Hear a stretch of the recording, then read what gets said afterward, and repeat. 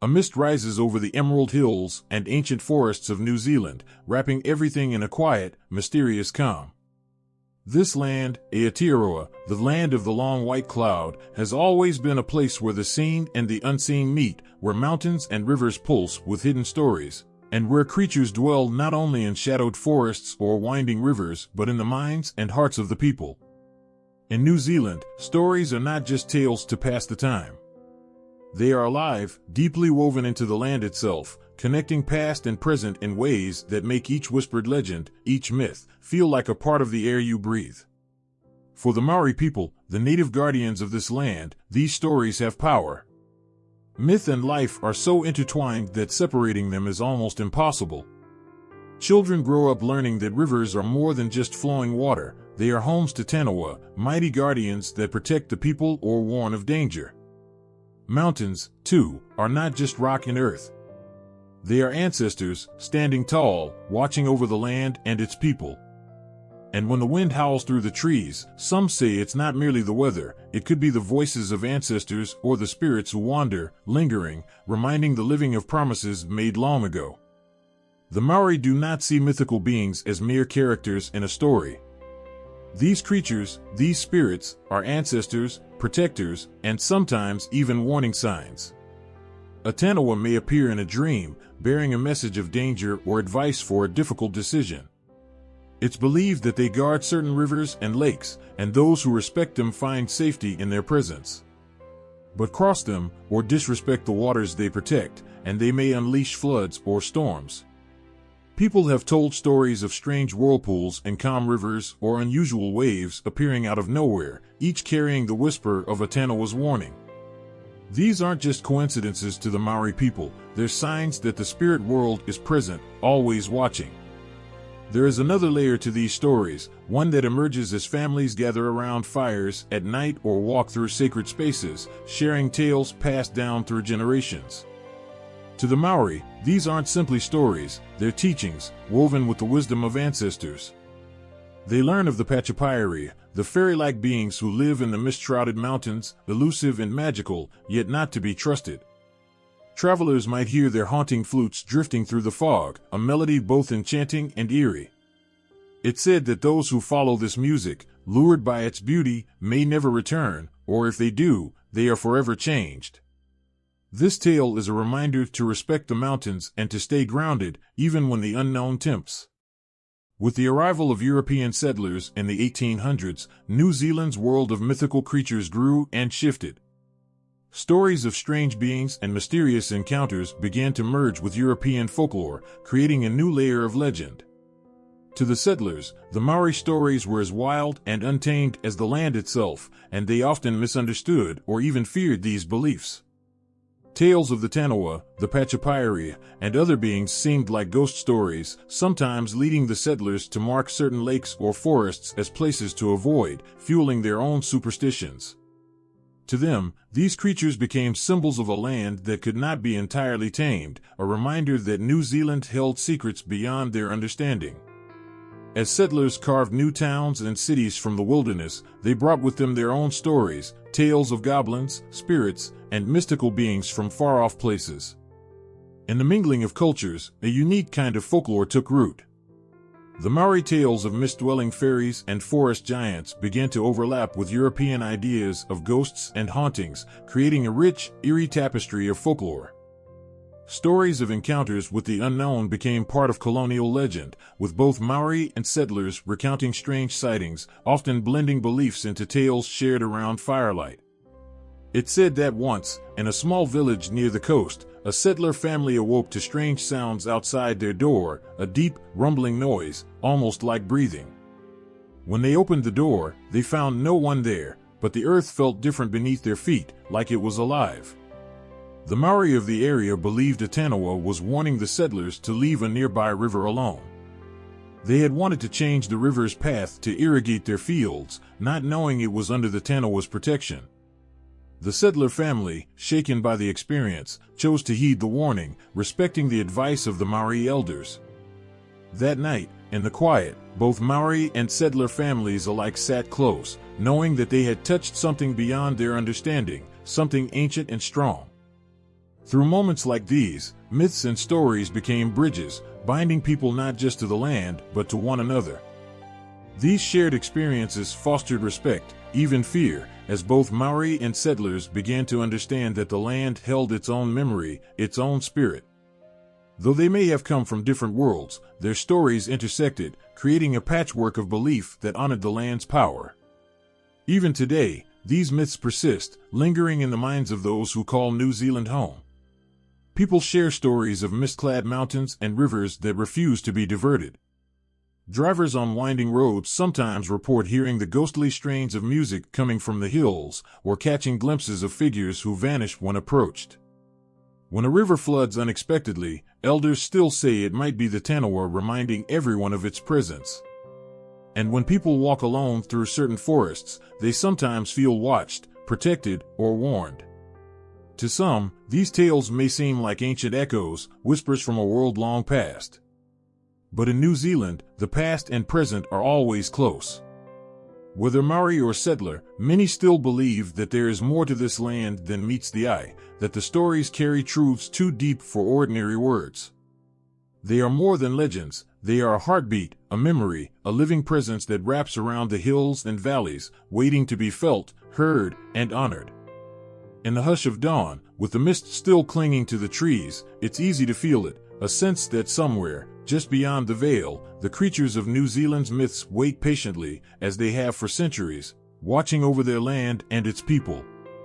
Before the stars were born, before mountains rose from the ocean and rivers began their endless songs, there was darkness, a deep silence holding all the potential of life. Out of this dark, eternal void, Te Kore, came a spark, a birth of light. This was Te Ao Marama, the world of light, a world filled with life, warmth, and spirit. For the Maori people, this wasn't just the beginning of their ancestors, but the birth of everything they knew: earth, sky, waters, plants, animals, and themselves. Te Ao Marama is more than a place. It is a living story, a world where every mountain, tree, and river carries a part of the divine. In Maori belief, everything in this world is alive with spirit, and each has its own life, its own purpose, and its own connection to the great ancestral powers. Humans, birds, rocks, and rivers are all linked to their shared ancestry and connected by the sacred breath of life.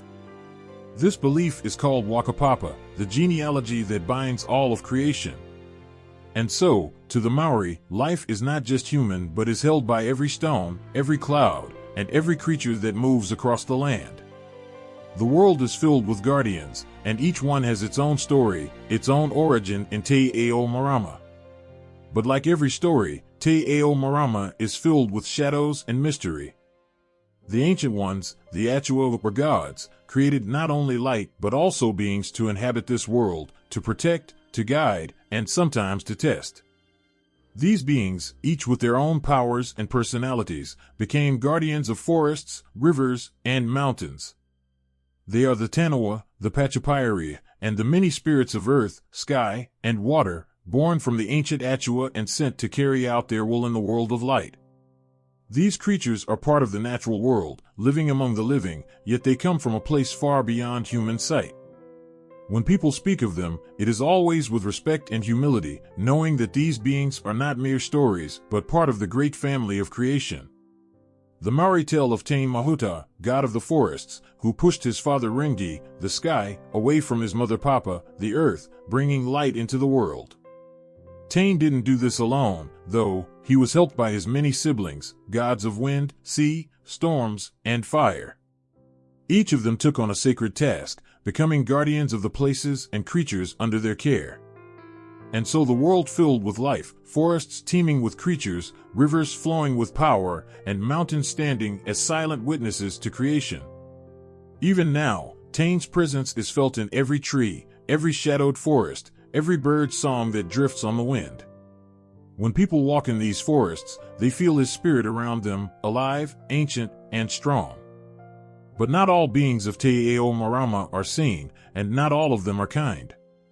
Some exist to protect, while others challenge. The Taniwha, for example, are mighty creatures that live in rivers, lakes, and sometimes deep in the ocean. They can be guardians, warning of danger and guiding those who honor them, yet they can also unleash great storms and floods on those who disrespect the waters. To the Maori, these creatures are both powerful and mysterious, shaped by the hand of the Taniwha and bound to the rivers and lakes they guard. When people encounter a Taniwha, it's not just a sighting, it is a sacred experience, a moment when the ordinary world touches the world of spirit. Patupaiarehe, the pale, ethereal beings who live in mist-covered mountains, are another of these mysterious creatures.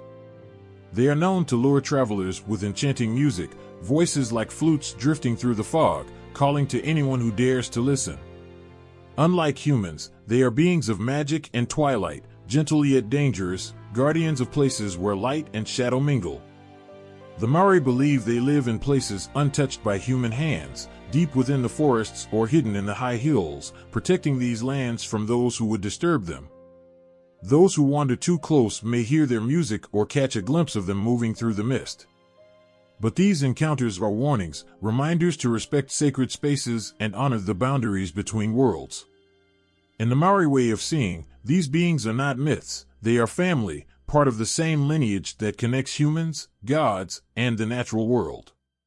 They exist in the same world as humans, sharing the same whakapapa, yet they live in a different reality, one that humans can only glimpse.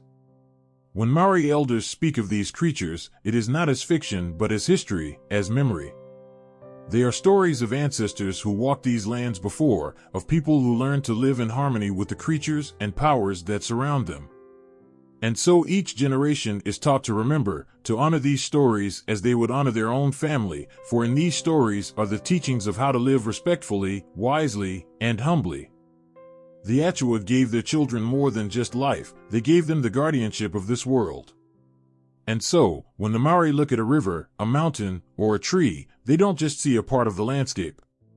They see a living being, connected to them through an ancient bond of blood and spirit. This bond, this whakapapa, binds all creation together, from the Taniwha to the smallest creatures of the forest. To respect this bond is to honor the Taniwha and to live in balance with all of life. It means respecting the power of the Taniwha, listening for the warnings of the Patupaiarehe, and seeing the forests as the body of Tane Mahuta. Every tree cut, every river changed is a decision not just about resources, but about family, about the ancestors who still dwell in these places. In Te Ao Marama, life is filled with light, but also with a deep reverence for the unknown, for the beings and powers that lie just beyond human understanding. The Maori believe that everything has its own tapu, a sacred essence that must be respected. The land, the rivers, the creatures, all have tapu, and to ignore this is to ignore the very essence of life. When a person walks into the forest, they step into the world of Tane. When they cross a river, they enter the domain of a Taniwha. Every step is a reminder of the sacred world around them, a world where mythical creatures are not just part of stories, but part of life, powerful, watchful, and alive. For those who carry this understanding in their hearts, Te Ao Marama is not just the world of light, it is a world where light itself is a sacred connection, binding people to the land, to the gods, and to each other. To honor this world is to walk with humility, to listen to the whispers of the trees, to respect the guardians of the rivers, and to know that every being, seen and unseen, is a part of the family of light. The wind carried the first ships into Aotearoa's harbors, sails whispering as they brushed against the mist, bringing with them people from lands far beyond the horizon. To the Maori, the land and sea were sacred spaces, places filled with the spirits of their ancestors, with Taniwha in rivers, Patupaiarehe in the mist, and the breath of the Taniwha woven into every leaf and stone. But now, strangers arrived, bringing not only new tools and strange languages, but their own stories, their own myths, ones that would soon weave themselves into the spirit of the land. For the Maori, every story, every myth had purpose, linking generations, connecting the people to the sacred landscapes around them. Stories were not mere words, they were bridges, woven from the voices of ancestors, carrying messages across time. They were sacred and alive. But the Europeans brought with them tales foreign to Aotearoa, tales of beings and spirits that had no roots in Maori whakapapa, beings that neither belonged to the rivers nor knew the mountains, yet carried an ancient power of their own. To the Maori, these newcomers seemed as strange as the foreign stories they told, tales that spoke of ghosts and goblins, of saints and devils, things born from faraway lands and faraway fears. At first, these foreign stories seemed only whispers, scattered echoes carried on the wind. The Maori listened, their curiosity tempered by caution, for they knew that every story holds power. As they learned the ways and beliefs of the settlers, they began to hear about spirits trapped between worlds, ghosts that haunted old homes, and figures who roamed the earth seeking redemption.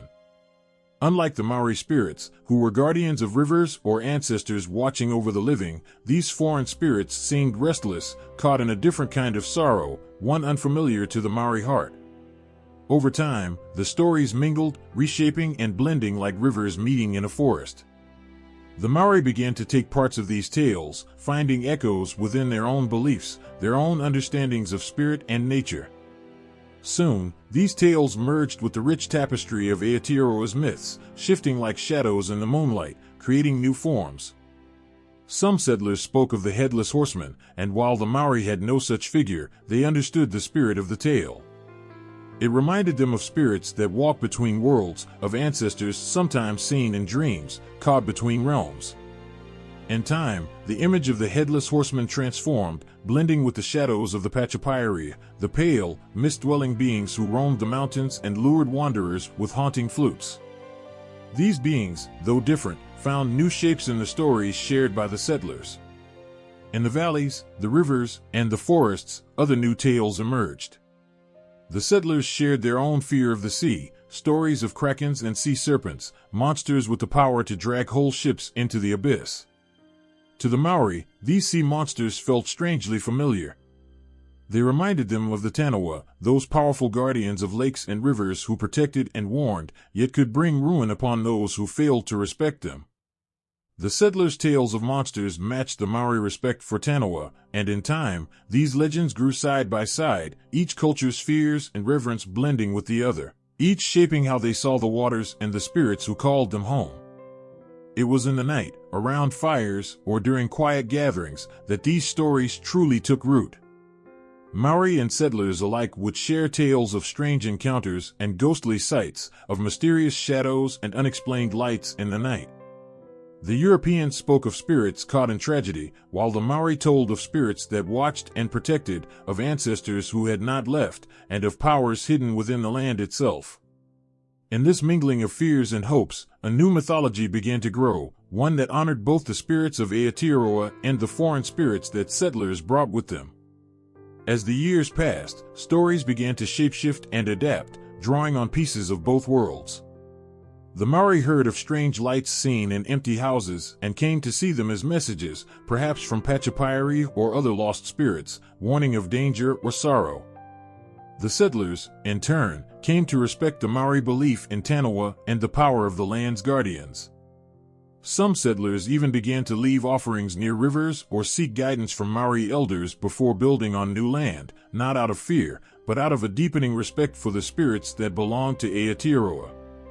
In time, even the natural world seemed to mirror this blend of old and new. Some settlers claimed to see the Patupaiarehe in the mists at dawn, tall, pale figures moving between trees, watching with ancient eyes. And when Maori elders spoke of them, they no longer belonged solely to Maori. These beings had taken on a life of their own, shifting to fill the spaces left by both Maori and European stories.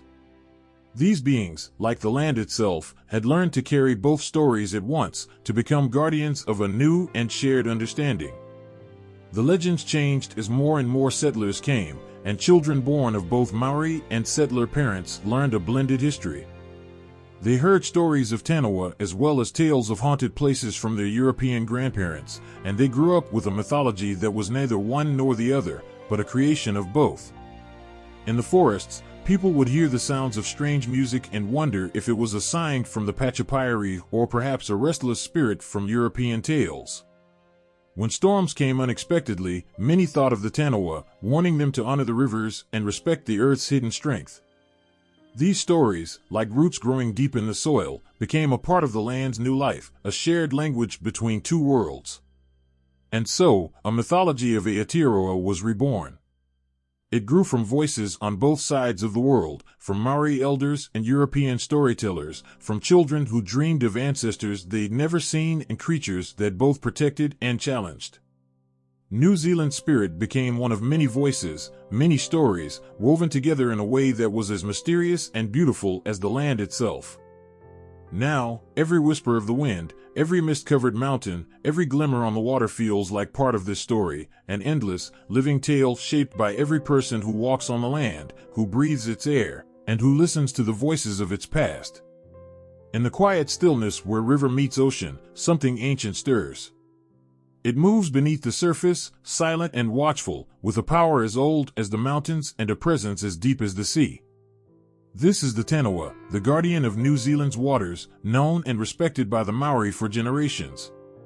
To speak of the Taniwha is to feel a surge of awe, for these beings are far more than mythical. They are living legends, protectors, and sometimes warnings woven into the very essence of the land.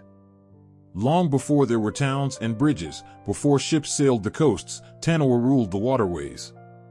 Each river, lake, and bay has its own Taniwha, a unique and sacred guardian, connected to that place like a heartbeat to a body. They are creatures of immense strength and mystery, each one gifted with powers that can both protect and destroy. Some look like giant eels, twisting and flowing through dark rivers. Others take on the form of lizards, covered in scales and glistening like the stars reflected on water. And still others resemble serpents, undulating through deep ocean waters, unseen but never absent. For the Maori, the Taniwha is more than just a creature of lore, it is a presence to be honored, a spirit to be respected.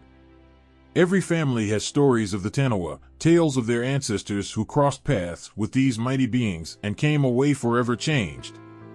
Some stories tell of protection, of Taniwha who watched over villages and guided those who honored them, ensuring safe passage through rivers and bays. Other stories speak of the dangers, of Taniwha who punished those who showed disrespect, who took from the land without permission, or who ventured into sacred waters without understanding the power that lay beneath. One tale, shared through generations, speaks of a young man who traveled far to prove his bravery. He ventured to a lake known for its Taniwha, ignoring the warnings of his elders. He entered the water, unaware of the eyes watching him from beneath. The Taniwha, a great creature with scales as dark as the night, rose from the depths with a thunderous roar, sending waves crashing to the shore. But it did not harm the young man.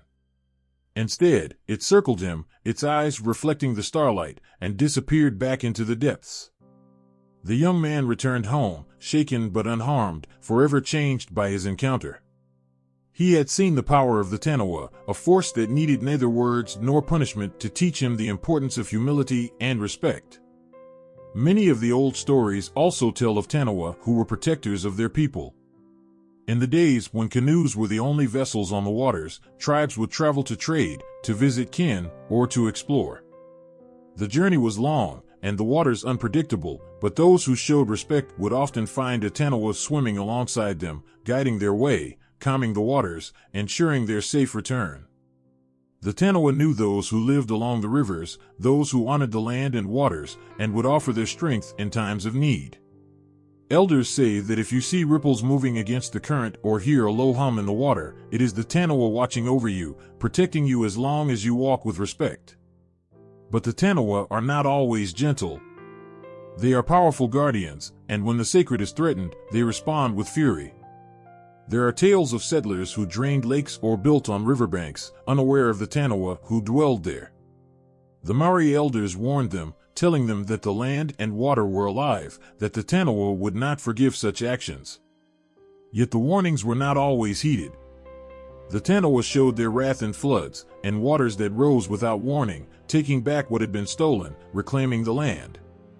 Those who witnessed it understood, these were not random events, they were reminders, manifestations of the Taniwha's strength and the importance of honoring the sacred spaces of Aotearoa. In one famous story, a Taniwha named Kakao guarded a remote river valley, a place where the water was so clear it looked like liquid glass. Kakao protected the valley fiercely, keeping watch over the plants, the fish, and the people who lived nearby.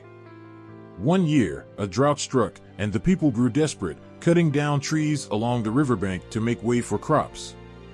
But Kakawo, feeling the pain of the forest, rose from the water in a fury, the ground shaking beneath its weight. The people fell to their knees, begging for forgiveness, promising to replant the trees, to restore the balance.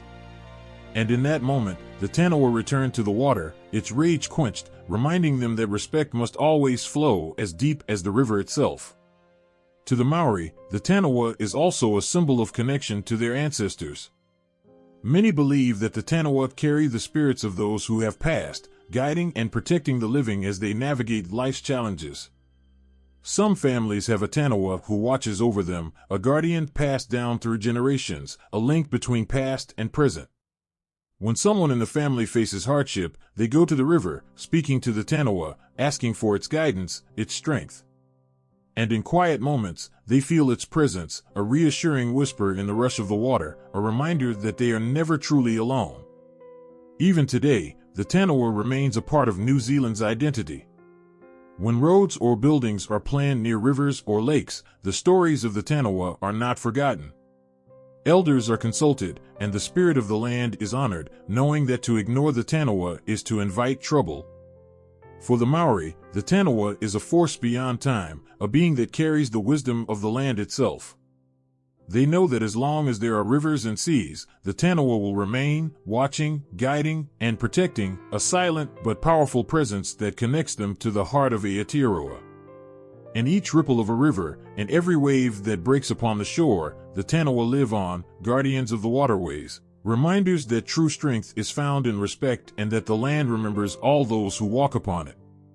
Across the ocean, where the waves meet the sky, an ancient bond lives between humankind and the mighty whale. In the hearts of the Maori, these giants of the sea are more than creatures, they are guardians, symbols of family, strength, and survival.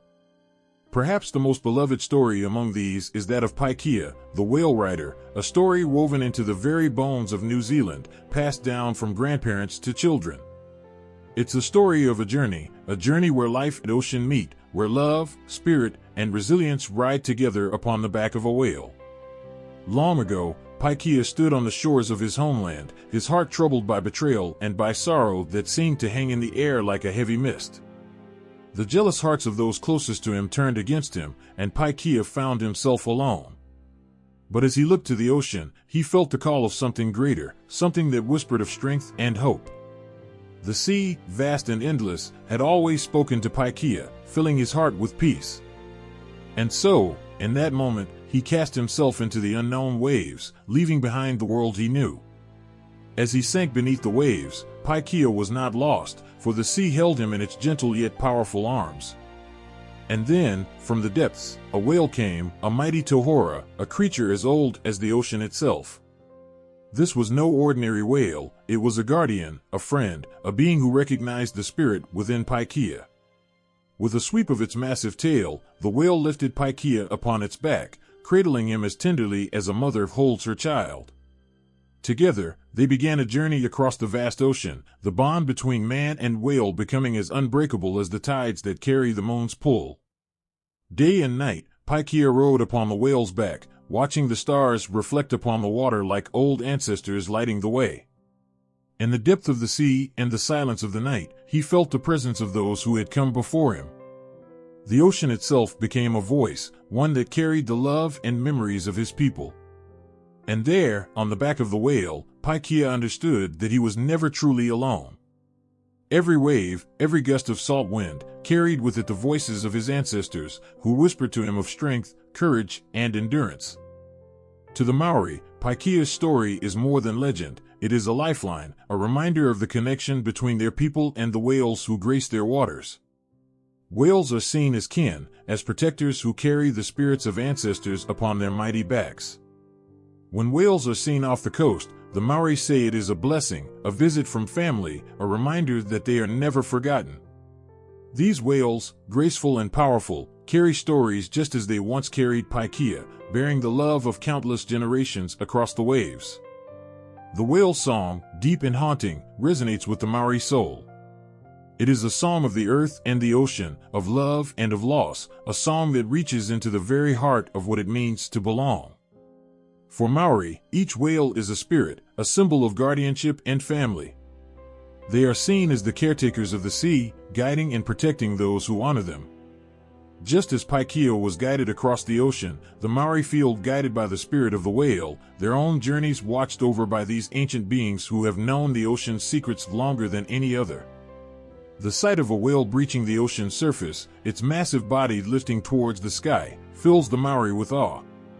This is not simply a creature of flesh and bone, but a being that carries the weight of countless lifetimes, an emissary of the ancestors who keep watch over their descendants. To see a whale is to see a piece of history, a reminder of Paikea and the countless journeys that their people have taken, both across the ocean and within their own lives.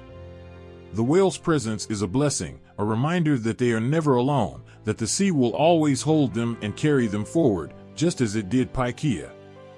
There are stories of the Maori elders who spoke to the whales, asking for guidance in times of need. When the ocean seemed merciless, when storms brewed and waves rose like mountains, the Maori would look to the whales, seeking their wisdom, trusting in their presence. It was said that the whales could sense the intentions of those who ventured onto the waters. To those who came with respect, who honored the sea and the life within it, the whales would offer their protection.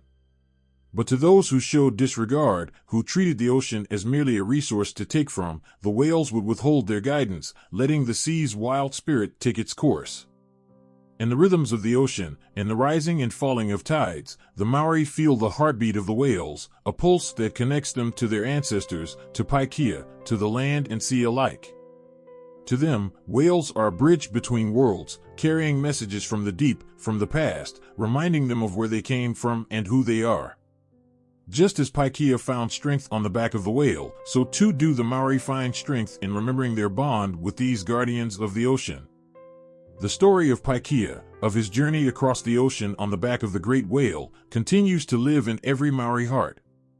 It reminds them that even in times of darkness, when all seems lost, there is always a way forward, always a hand reaching out, be it from land, from sea, or from the spirit of a great whale.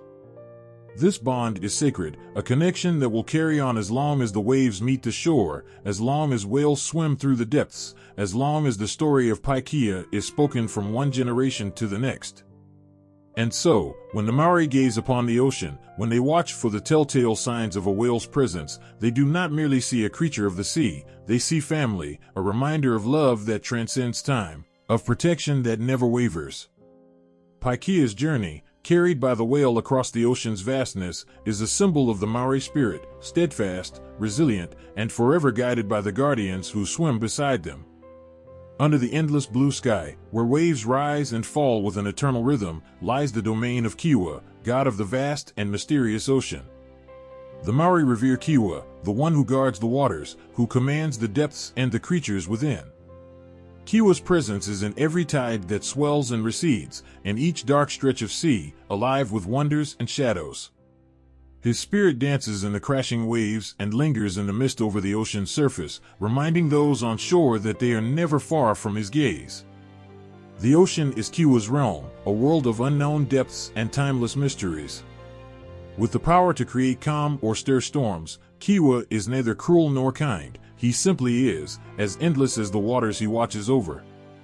Those who venture into the ocean know that they are stepping into sacred territory, where the boundary between land and sea fades, where the whispers of ancestors travel on the currents, reminding each soul of Kiwa's enduring presence. Every wave, every ripple, is a heartbeat of his creation, connecting all who cross the ocean to its ancient keeper. Kiwa's domain is rich with life. Beneath the surface, where light fades to shadow, his creatures roam, a community woven from scales and shells, from fins and hidden teeth. Among his guardians are Taniwha, the powerful spirits of the water, who protect sacred waters and sometimes punish those who dare trespass. These beings are his envoys, tasked with watching over the boundaries between worlds, their very presence a reminder of the balance and reverence Kiwa requires. Taniwha are as much a part of the ocean as the tides, and though often unseen, their power is felt in the deep silence that comes over the water when they stir below. In the warm, shallow waters of the Hauraki Gulf, Kiwa's touch is perhaps the most enchanting. Here, among the islands and under the shadows of rocky cliffs, tales have arisen of creatures that only a god could call into being. There are stories of massive stingrays with wings so vast they stretch across the sea like clouds, creatures whose movements are so silent they seem to appear from nowhere. These stingrays are said to carry the memories of the ancestors, gliding silently through the water with the wisdom of generations in their eyes, a living link to those who have passed. Fishermen tell of sightings in these waters, creatures that blend with the sea, large and ghostly, watching silently from beneath. Some speak of guardians resembling colossal fish, their bodies as old as the ocean itself, appearing only to those who respect the waters and Kiwa's creatures. The Maori believe that these creatures are a gift from Kiwa, a way for him to remind the people of the ocean's sacredness and the responsibility they hold to protect it. In the deeper waters, far from the shore, Kiwa's creatures become stranger, and the tales more mysterious. There are whispered stories of long, serpent-like beings that flow through the waters with an otherworldly grace, slipping between currents as effortlessly as the wind drifts through trees. They are seldom seen, but fishermen and travelers speak of feeling them near, of seeing shapes in the water that vanish just as quickly. Some say these creatures are protectors, watching over the sea's treasures and guiding lost souls back to shore. Others believe they are warnings, omens that caution those who stray too far, reminding them that Kiwa's domain is not without its dangers. Kiwa's relationship with his creatures is one of profound respect. The Maori know that each animal within his waters, from the smallest fish to the most powerful Taniwha, is part of Kiwa's grand design. In return, the people show respect to the ocean and its inhabitants, mindful that any harm done to one is felt by all. The ocean is Kiwa's body, his spirit, and his creatures his family. When whales migrate past, breaching and singing to the skies, it is said that Kiwa watches with pride, that he guides them through the waters with a father's gentle hand. In times of hardship, when storms threaten the shores, the people turn to Kiwa, praying for his mercy, for protection from the waves that seem to grow angrier by the moment. They know that Kiwa's power is beyond their understanding, that the same God who gifts them fish from the sea can also unleash storms that swallow ships whole. They watch the sky, read the winds, and listen to the elders' words, for they know Kiwa's ways are as old as time and must be honored with the utmost reverence. When the tides rise unexpectedly, when waves crash against the shore with fierce power, the Maori understand that it is Kiwa's way of reminding them of their smallness, their dependence on the ocean. It is said that in those moments, if you stand at the shore and listen closely, you might feel Kiwa's breath in the salt air, hear his voice in the crashing waves. He speaks not in words, but in the language of the ocean, a language of currents and tides, of life and death, of reverence and awe. The Hauraki legends also tell of a time when a great drought threatened the land, and the people turned to the ocean for help. It was said that the Taniwha heard their cries and carried their prayers to Kiwa himself. In response, Kiwa sent forth a mist from the ocean, a gentle rain that drifted across the land, restoring life to the dry soil. The Maori believed that this act of kindness from Kiwa was not just a gift, but a reminder of the connection between the sea and the land, a reminder that all things are bound together under the guardianship of the gods. Each creature, each wave, each gust of sea breeze speaks of Kiwa's love for his domain, his care for those within it. The Maori know that Kiwa's creatures are more than just inhabitants of the sea, they are symbols, guardians, and teachers. They teach patience, humility, and respect. They remind the people that the ocean's depths are not theirs to control but to honor, that the creatures within it are not theirs to claim but to live alongside. To the Maori, Kiwa's ocean is a world of unending wonder, a place where the spirit of the god himself lives in every tide and current, every fish and Taniwha. And so they watch the sea with reverence, knowing that its beauty, its power, its life is a gift from Kiwa, the silent god whose creatures carry his spirit across the endless blue. They know that as long as the ocean lives, so too does Kiwa, watching, guiding, and guarding all who come to his waters. In the heart of New Zealand, where mist drapes over deep lakes and rivers carve silent paths through ancient valleys, the water is alive with spirits, the unseen watchers of the land. These spirits, beings as old as the mountains themselves, drift beneath the surface, guardians of the places they call home. For the Maori, every lake, every river, holds a story, a whisper of something sacred. There is magic in these waters, a force so powerful that even the bravest soul approaches with awe, honoring the presence felt within each ripple and shadow. One of these spirits is the Taniwha, a being both feared and respected. It is said that Taniwha live in hidden corners of the waters, their immense power contained within the deep, still lakes and winding rivers. Some Taniwha are protectors, guiding travelers safely across waters, watching over those who show respect and humility. But others are fierce and unyielding, quick to bring misfortune to anyone who would disrespect the sanctity of their home. The Maori speak of Taniwha with reverence, recognizing that they are not just creatures, they are beings of immense spirit, messengers from another world, a world as close to them as the air they breathe. There is a story told by the shores of Lake Taupo, where the water stretches wide and endless beneath a canopy of stars. The lake is home to a Taniwha, a spirit that moves beneath the water like a living shadow. It is said that when the moon is full and the world falls silent, the Taniwha rises, its presence felt in the stillness of the night. For generations, the people have left offerings by the lake's edge, a smooth stone, a feather, a handful of herbs, small tokens of respect for the guardian who lives below. This Taniwha, they believe, protects the lake, keeping its waters pure and its boundaries safe. In the rivers, too, dwell spirits of the waters, guardians who watch over the flow of life itself. One of these spirits is Wheke-a-Muturangi, a creature said to resemble a small otter with fur as sleek as the river stones. Wheke-a-Muturangi is an elusive being, a creature rarely seen but often felt. Some say that Wheke-a-Muturangi is a gentle spirit, guiding lost travelers, its appearance a sign of good fortune. Others believe that it holds secrets of the rivers, knowing every bend in stone, every dark pool where the water runs quietly.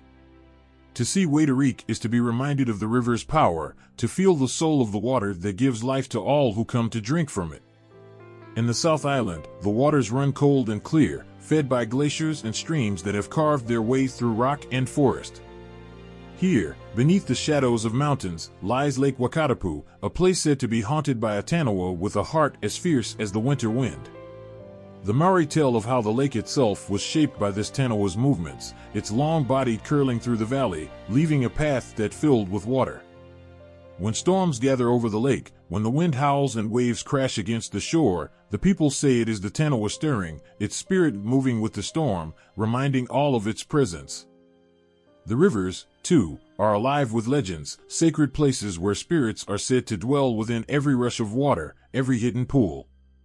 The Whanganui River, known as Te Awa-Tupua, is not just a river but an ancestor, a living entity with its own life force. To the Maori, Te Awa-Tupua is family, its waters carrying the strength of generations past. The river's spirit is felt in the way it moves, in the stories that flow with its current, tales of warriors and chiefs, of families who came to its banks seeking guidance and strength. This river is more than water, it is a legacy, a heartbeat that ties together land, people, and spirit. In the pools and springs, where the water runs so clear it seems to vanish, other beings are said to live, beings that watch from beneath the surface with eyes that see beyond the world of men. Some are shy, hiding from sight, blending with stones and shadows. But their presence is unmistakable, a chill in the air, a ripple that moves against the current, a sense that something watches from just beneath the surface. The Maori call these creatures by many names, each one a reflection of the reverence they hold for these spirits who dwell in the waters. To them, these beings are reminders that the world is more than what is seen, that beneath the calm surface lies a world of wonder and mystery.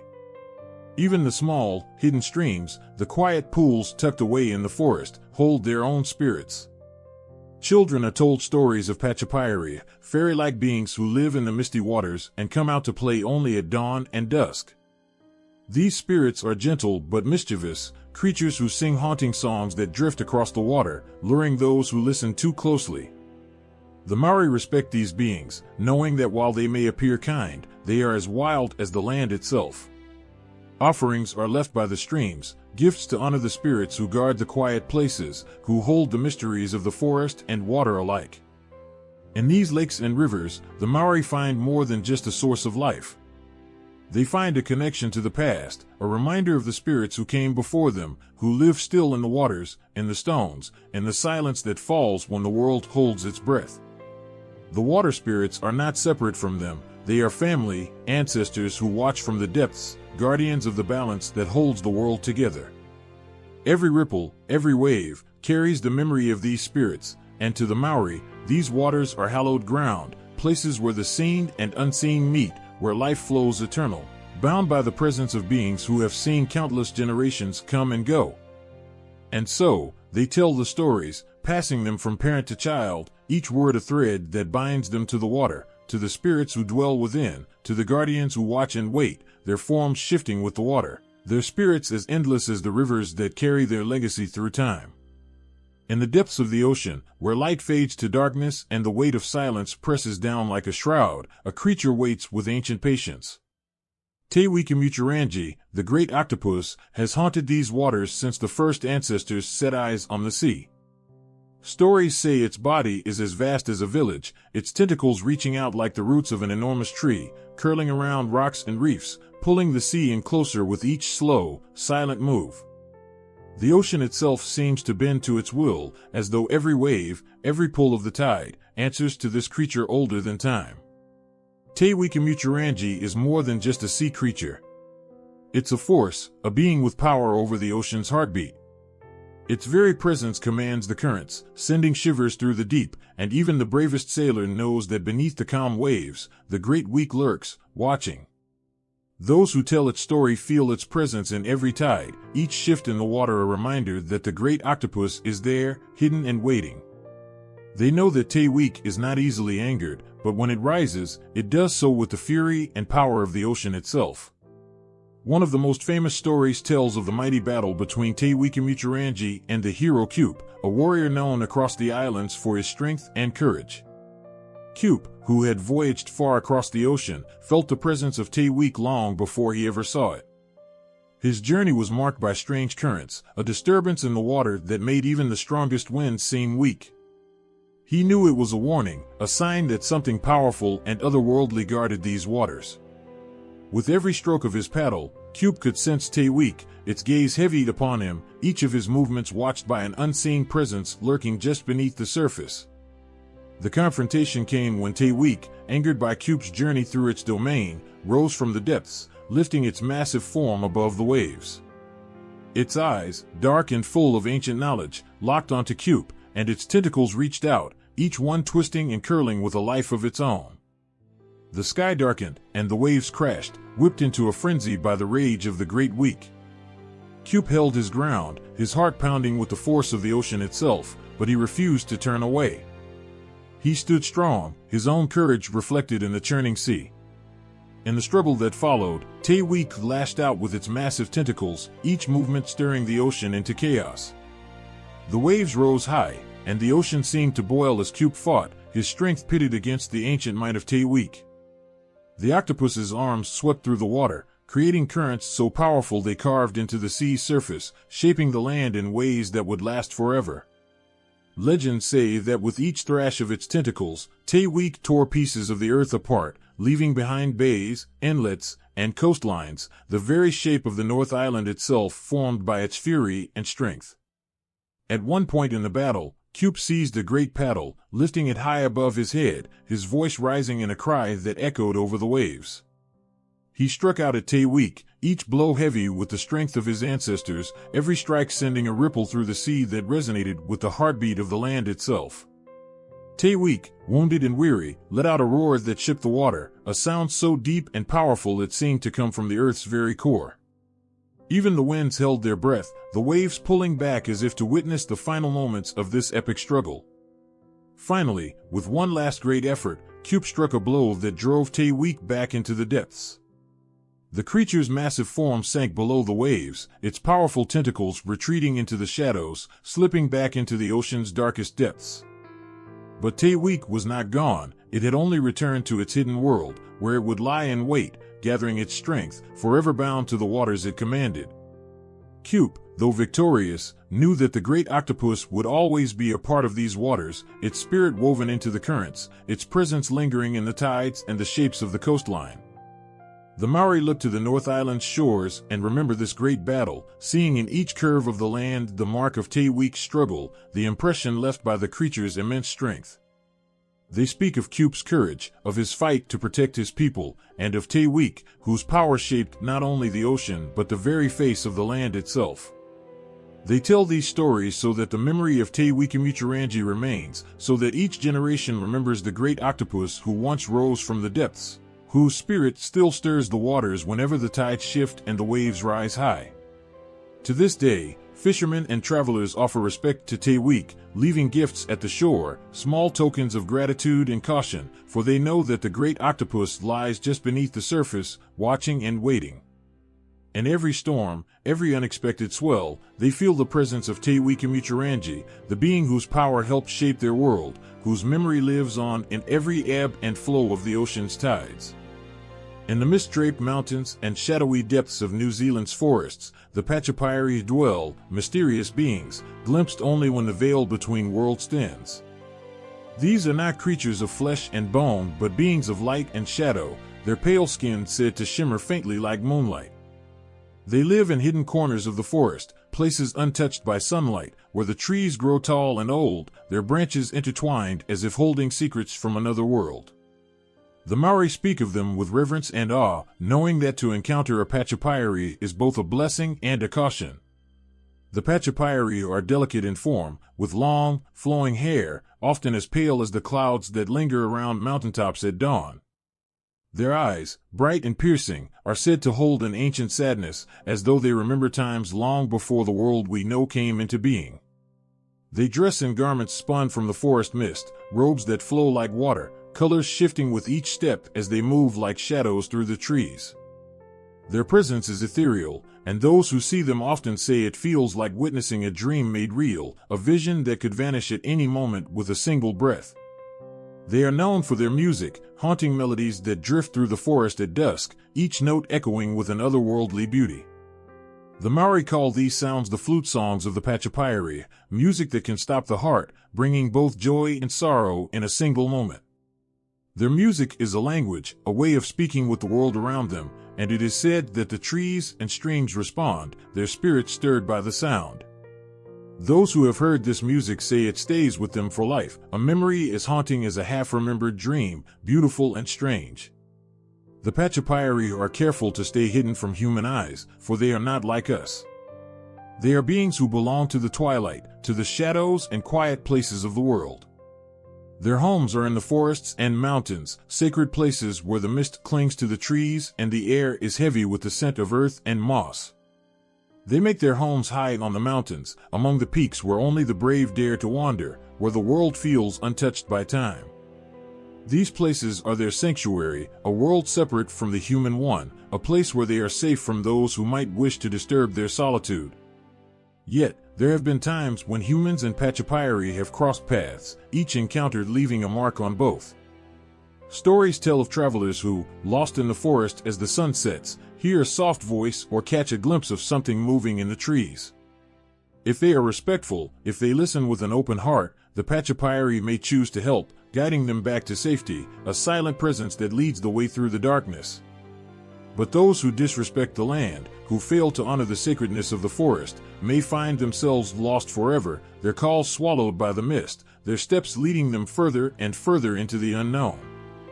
The Patupaiarehe are also known to have a deep understanding of plants and herbs, using the gifts of the forest for healing and other purposes beyond human comprehension. It is said they possess knowledge of ancient remedies, ways of using plants to soothe pain, to cure sickness, and to protect themselves from the human world.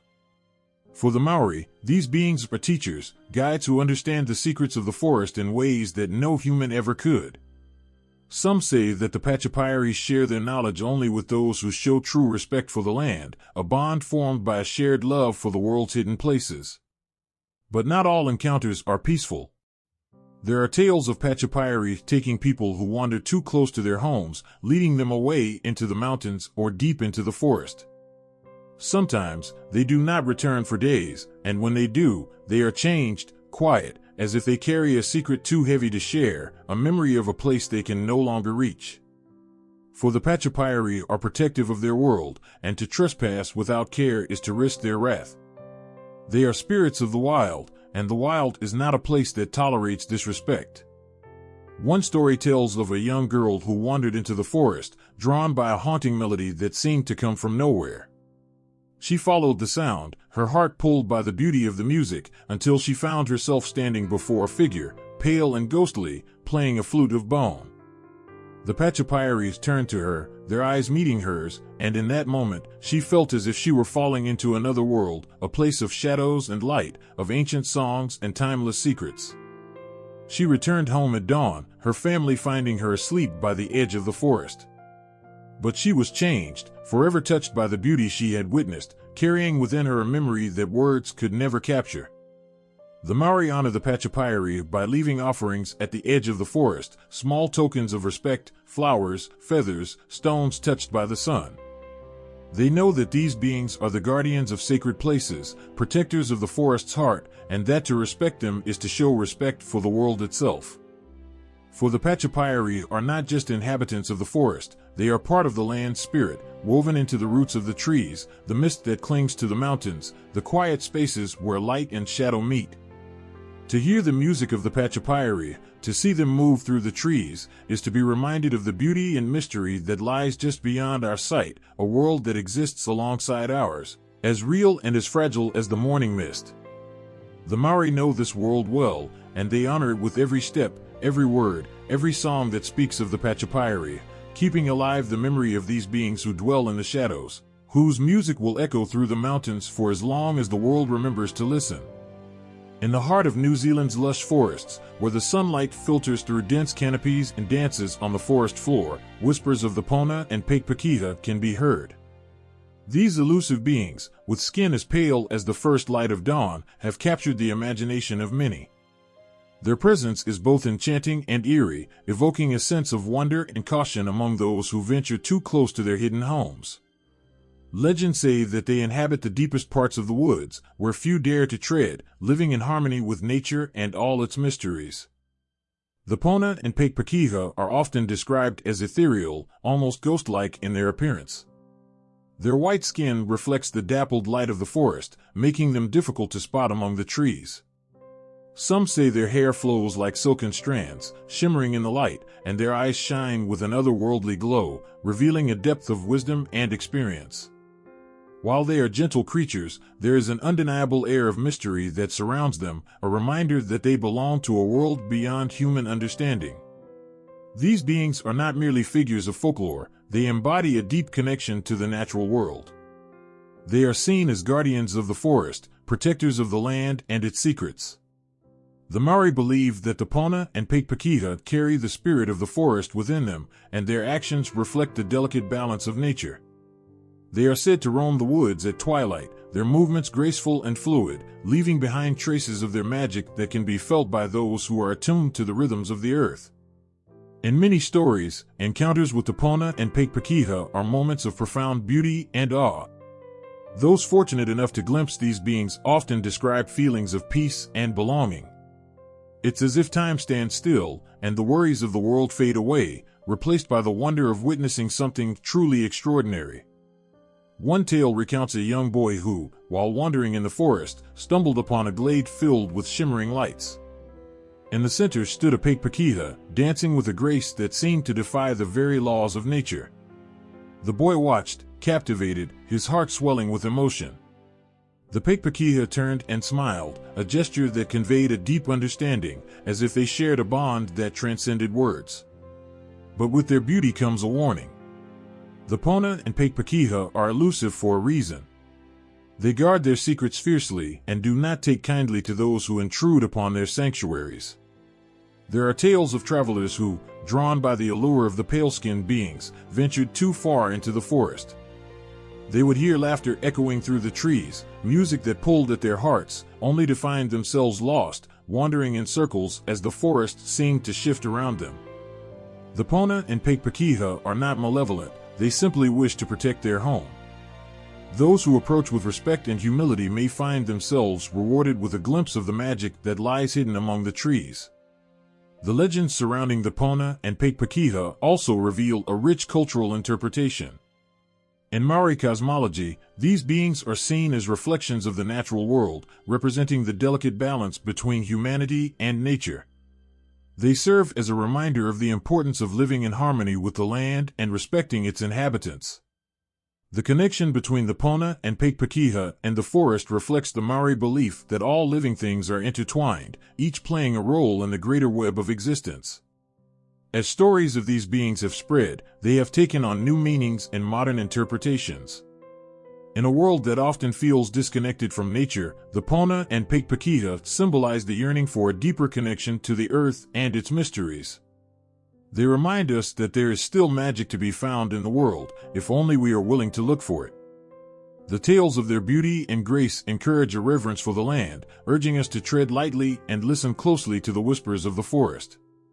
In a time when nature is often overlooked, the legends of the Pona and Patupaiarehe offer a gentle reminder of the importance of preserving the natural world.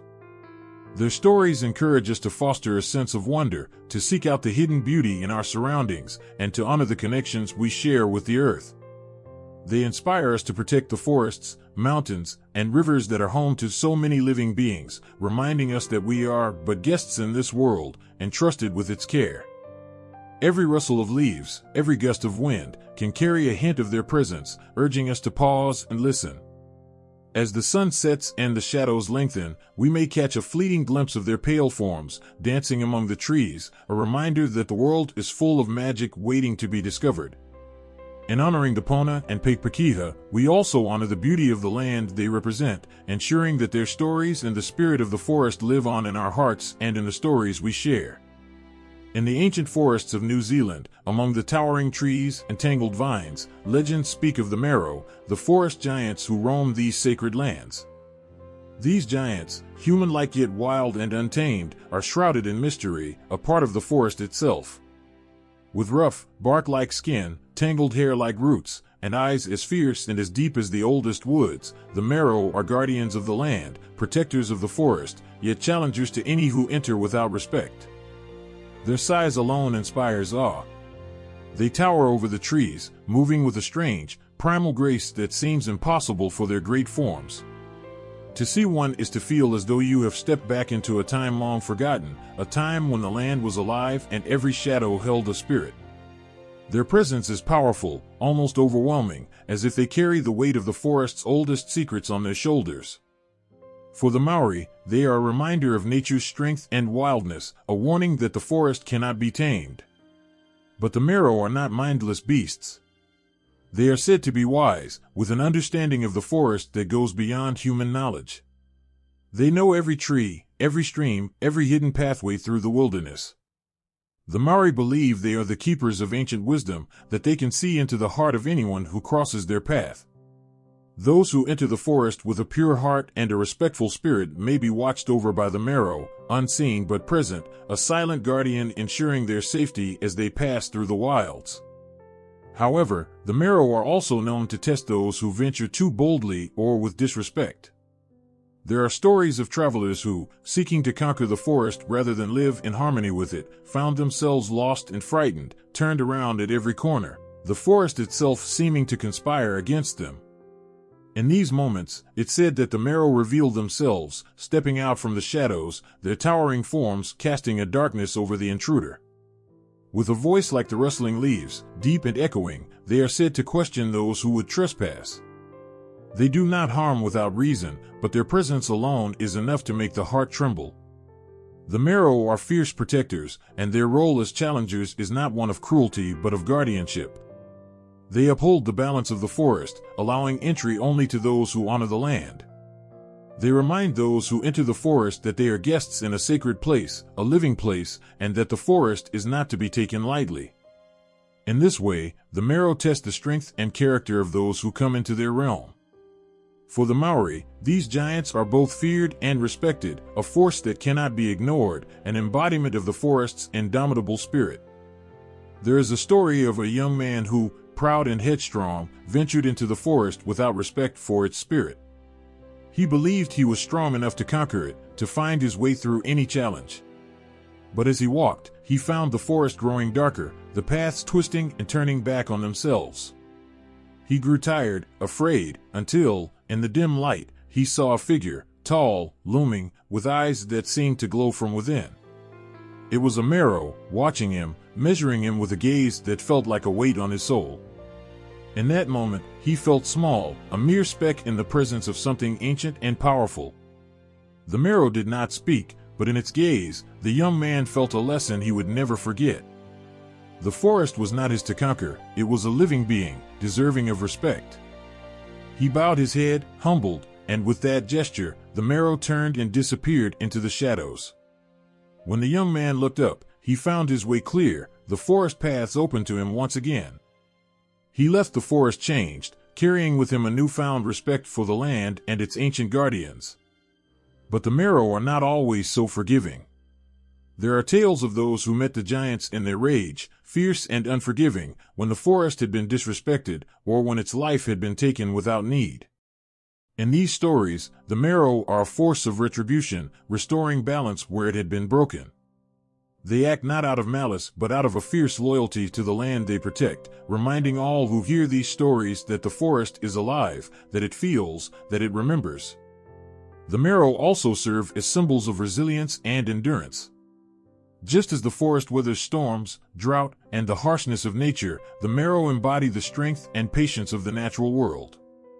They have seen generations pass, the changing of seasons, and the cycles of life and death within the forest. The Māori revere them as part of the land's heart and soul, a connection to a time when humans and nature were one. To encounter a Mero is to be reminded of humanity's place in the world, a small part of a vast and complex web of life, held together by forces much greater than ourselves. In their wildness and strength, the Mero reflect both the beauty and the danger of the natural world. They stand as a reminder that the forest is not merely a place to visit, it is a living entity, worthy of reverence and respect. They are there, in the shadows, watching, waiting, guarding the ancient secrets of the land. And for those who tread carefully, who move with respect and humility, the forest giants may just allow a glimpse of their world, a world where nature reigns, untamed and eternal, with the Mero standing watch over its heart. In the quiet of the New Zealand forests, where mist clings to the trees and silence fills the air, an eerie cry sometimes echoes through the branches, sending shivers down the spine. This is the haunting call of the Haka-Wai, the spirit bird that few have heard and even fewer have glimpsed. For generations, its presence has been felt as both an omen and a mystery, a creature woven into the very soul of the forest.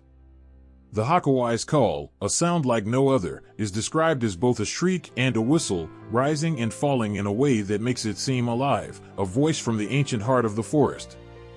The Haka-Wai is more than a bird, it is a spirit tied to the essence of New Zealand's wilderness. The Maori say that hearing the Haka-Wai is like touching something otherworldly, as though for just a moment, the veil between the known and the unseen has lifted. Its call pierces the night, and those who hear it speak of an instant, overwhelming sadness, a longing as deep and vast as the ocean. It is as if the Haka-Wai sings of things lost, a lament for the past, for the world as it once was.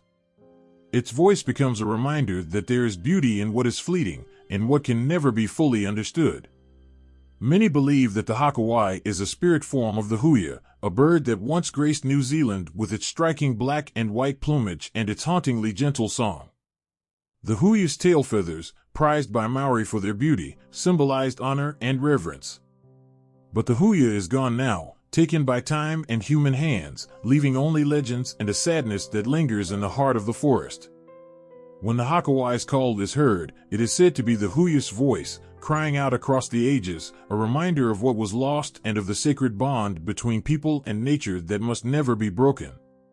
The stories of the Haka-Wai teach that all creatures, especially those who are rare and delicate, carry a significance beyond the ordinary. The Haka-Wai is a guardian of the spirit of the land, a symbol of the fragile balance that exists between life and death, presence and absence. In Maori tradition, birds are messengers, linking the physical and spiritual realms. The Haka-Wai, as a bird spirit, is a harbinger and a keeper of secrets. It reminds us of the life pulsing through the forest, unseen yet felt, eternal and powerful. When night falls, and the forest wraps itself in darkness, there are those who claim to have seen the Haka-Wai. It is described as a shadow flitting between the trees, its feathers blending with the shadows, yet glinting faintly with an ethereal light. Some say that its eyes hold the sorrow of the world, reflecting everything the forest has witnessed, the joys, the losses, the timeless dance of life and death. Others claim that, in those rare moments, the Wheke-a-Muturangi's presence brings a deep calm, as if it carries with it the wisdom of ages, the knowledge of every creature that has ever lived and breathed beneath the forest's canopy. For the Maori, the Wheke-a-Muturangi is not just a story, it is a living symbol of respect for the natural world. They believe that to hear its call is a gift, a reminder to tread lightly on the earth, to cherish the beauty around us, and to understand that every creature, no matter how small or how fleeting, plays a role in the fabric of life. The Wheke-a-Muturangi's cry, haunting and beautiful, is like a call to remember what it means to be a part of nature, not apart from it. It is a voice that reaches out across time, urging us to remember that the earth and its creatures are sacred. In Maori lore, birds like the Wheke-a-Muturangi and the huia are seen as vessels of wisdom and symbols of love, connection, and remembrance. These birds were believed to carry the voices of ancestors, to guide and to protect, watching over those who walk the land. The Wheke-a-Muturangi, with its spectral cry, is thought to hold within it the spirits of those who once roamed the forest. To hear it is to feel that presence, to sense the watchful eyes of those who came before, and to be reminded that we walk the same paths they once did, breathing the same air, living under the same sky. The forest feels different after hearing the Wheke-a-Muturangi. Its presence lingers in the heart, in the quiet spaces of the mind, as though it has left behind a small part of itself, a gift to those who listen. And even if one never hears the call again, that feeling remains, a reminder that there is always something greater, something beyond our understanding, woven into the world around us. The Wheke-a-Muturangi lives on as both memory and mystery, a fleeting glimpse of what the world might have once been. Its call, echoing through the trees, reminds us of the beauty of nature, of the importance of preservation, and of the profound connection that exists between humans and the land. The Wheke-a-Muturangi is a guardian, a song, a story, and its cry, haunting and unforgettable, reaches deep into the soul, a voice from the forest that will never fade away. Beneath the earth, where darkness pulses and warmth seeps from ancient rocks, lies the power of Wheke-a-Muturangi, the god who commands the tremors and fiery depths of volcanoes. Every rumble of the ground, every shake that reverberates through the mountains and valleys, is his voice, raw, uncontainable, a force that reminds us all of the untamed power lying just beneath our feet. Wheke-a-Muturangi isn't simply a god to be revered, he is a living heartbeat of the earth, breathing beneath us, waiting and watching. In Maori legend, Wheke-a-Muturangi was the youngest child of the Sky Father, Ranginui, and the Earth Mother, Patupaiarehe. When his parents were separated to bring light into the world, Wheke-a-Muturangi remained in Patupaiarehe's embrace, nestled within her core. This separation weighed heavily on him, fueling his anger and sadness, feelings that would come to define his existence. Trapped in darkness, he became the embodiment of turmoil, channeling his pain into the ground above him. His power became one with the tremors, quakes, and fiery eruptions that remind the living world of the restless force below. The Maori understand that Wheke-a-Muturangi's rage isn't blind, it is a call, a reminder from the depths, that we walk on borrowed land. With every tremor, Wheke-a-Muturangi speaks of the hidden realms, the unknown forces that sleep beneath the mountains, rivers, and valleys. He warns us that even the ground we stand on is alive, that it remembers, that it holds within it stories older than memory. Those who hear Wheke-a-Muturangi's quakes know that he demands respect, humility, a reverence for the earth and all it shelters. Wheke-a-Muturangi's domain isn't empty, it is home to creatures as ancient and secretive as the god himself. The Maori speak of the mysterious beings that dwell in the subterranean world, spirits and creatures that remain unseen yet ever present. They are Wheke-a-Muturangi's kin, the guardians of the underworld, creatures with forms that defy imagination. Some are said to have bodies of stone, others to be made of molten rock and dust. They move through the earth's veins like blood, their paths known only to Wheke-a-Muturangi. When the ground shakes, they say it's these beings, restless and stirring, perhaps sent by Wheke-a-Muturangi himself to test the strength and respect of those above. In the stories, these underground spirits are not merely passive dwellers. They interact with Wheke-a-Muturangi, responding to his will and carrying out his orders. Some are gentle, tending to the growth of plants and roots that burrow deep into the soil. Others, however, are fierce, guarding the sacred spaces beneath the earth with a vengeance that matches Ruamoko's own intensity. There are tales of miners and travelers who have ventured too far into the earth, driven by greed or recklessness, only to meet with strange misfortunes or disappear entirely. The Maori say that these are the work of Ruamoko's guardians, beings who do not tolerate intrusion lightly. One such creature is the Ngarawarau, a serpent-like being with scales as black as coal and eyes that glow like embers. This creature is said to be a servant of Ruamoko, moving through the dark tunnels and caverns, its scales dragging against stone, sending tremors through the earth. When people hear distant rumbling or feel a light shake underfoot, they say it's the Ngarawarau, winding its way beneath them. It has no mercy for those who come too close, protecting the sacred veins of Ruamoko's realm from the curious and the careless. And though no one has ever seen it, its presence is felt, a silent warning to all who tread too close to the earth's hidden heart. Another spirit tied to Ruamoko's world is the Turihu, ethereal beings who dwell in deep caves and hidden hollows, shunning the light of day. The Turihu are elusive and silent, their features pale, their eyes sharp and watchful. The Maori say the Turihu guard certain paths, known only to Ruamoko, that run through the earth like secret rivers. Those who find themselves lost in the forest or stumble upon strange rock formations sometimes feel the gaze of the Turihu, though these spirits rarely reveal themselves. Some believe the Turihu are there to protect the balance between Ruamoko's world and the surface, ensuring that humanity does not wander too close to things it cannot understand. And then there are the Wairo, the spirits of chaos and decay, who dwell deep within the earth, thriving on darkness and ruin. They are said to be drawn to Ruamoko's anger, feeding off the rage and sorrow he channels into the earth. The Wairo are harbingers of misfortune, and their presence is felt in the aftermath of a quake and the desolation that follows the eruption of a volcano. When Ruamoko stirs the earth and sends waves of his fury to the surface, it is the Wairo who follow, spreading whispers of fear and misfortune. These spirits serve as a reminder that Ruamoko's power, while awe-inspiring, holds a destructive force that can reshape the land in an instant. Ruamoko's presence is not only felt in times of upheaval, it is a constant hum beneath the land, a vibration that the Maori recognize as the pulse of the earth. They know that he is always there, a reminder of the immense, untamed forces that lie just beneath. His anger can shake mountains, turn rivers, reshape coastlines, yet his power is not something to be feared blindly.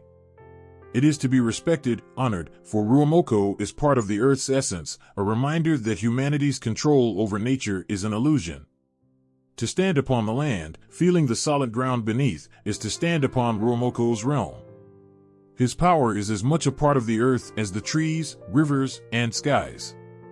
And with each step, each heartbeat, we are connected to him, to the unseen spirits, and to the quiet, patient strength of the earth. Ruamoko's story is not just one of destruction, it is a story of balance, of an enduring reminder that the earth is alive and that we are mere visitors, held up by the bones of the world, watched over by the ancient god who stirs in the depths.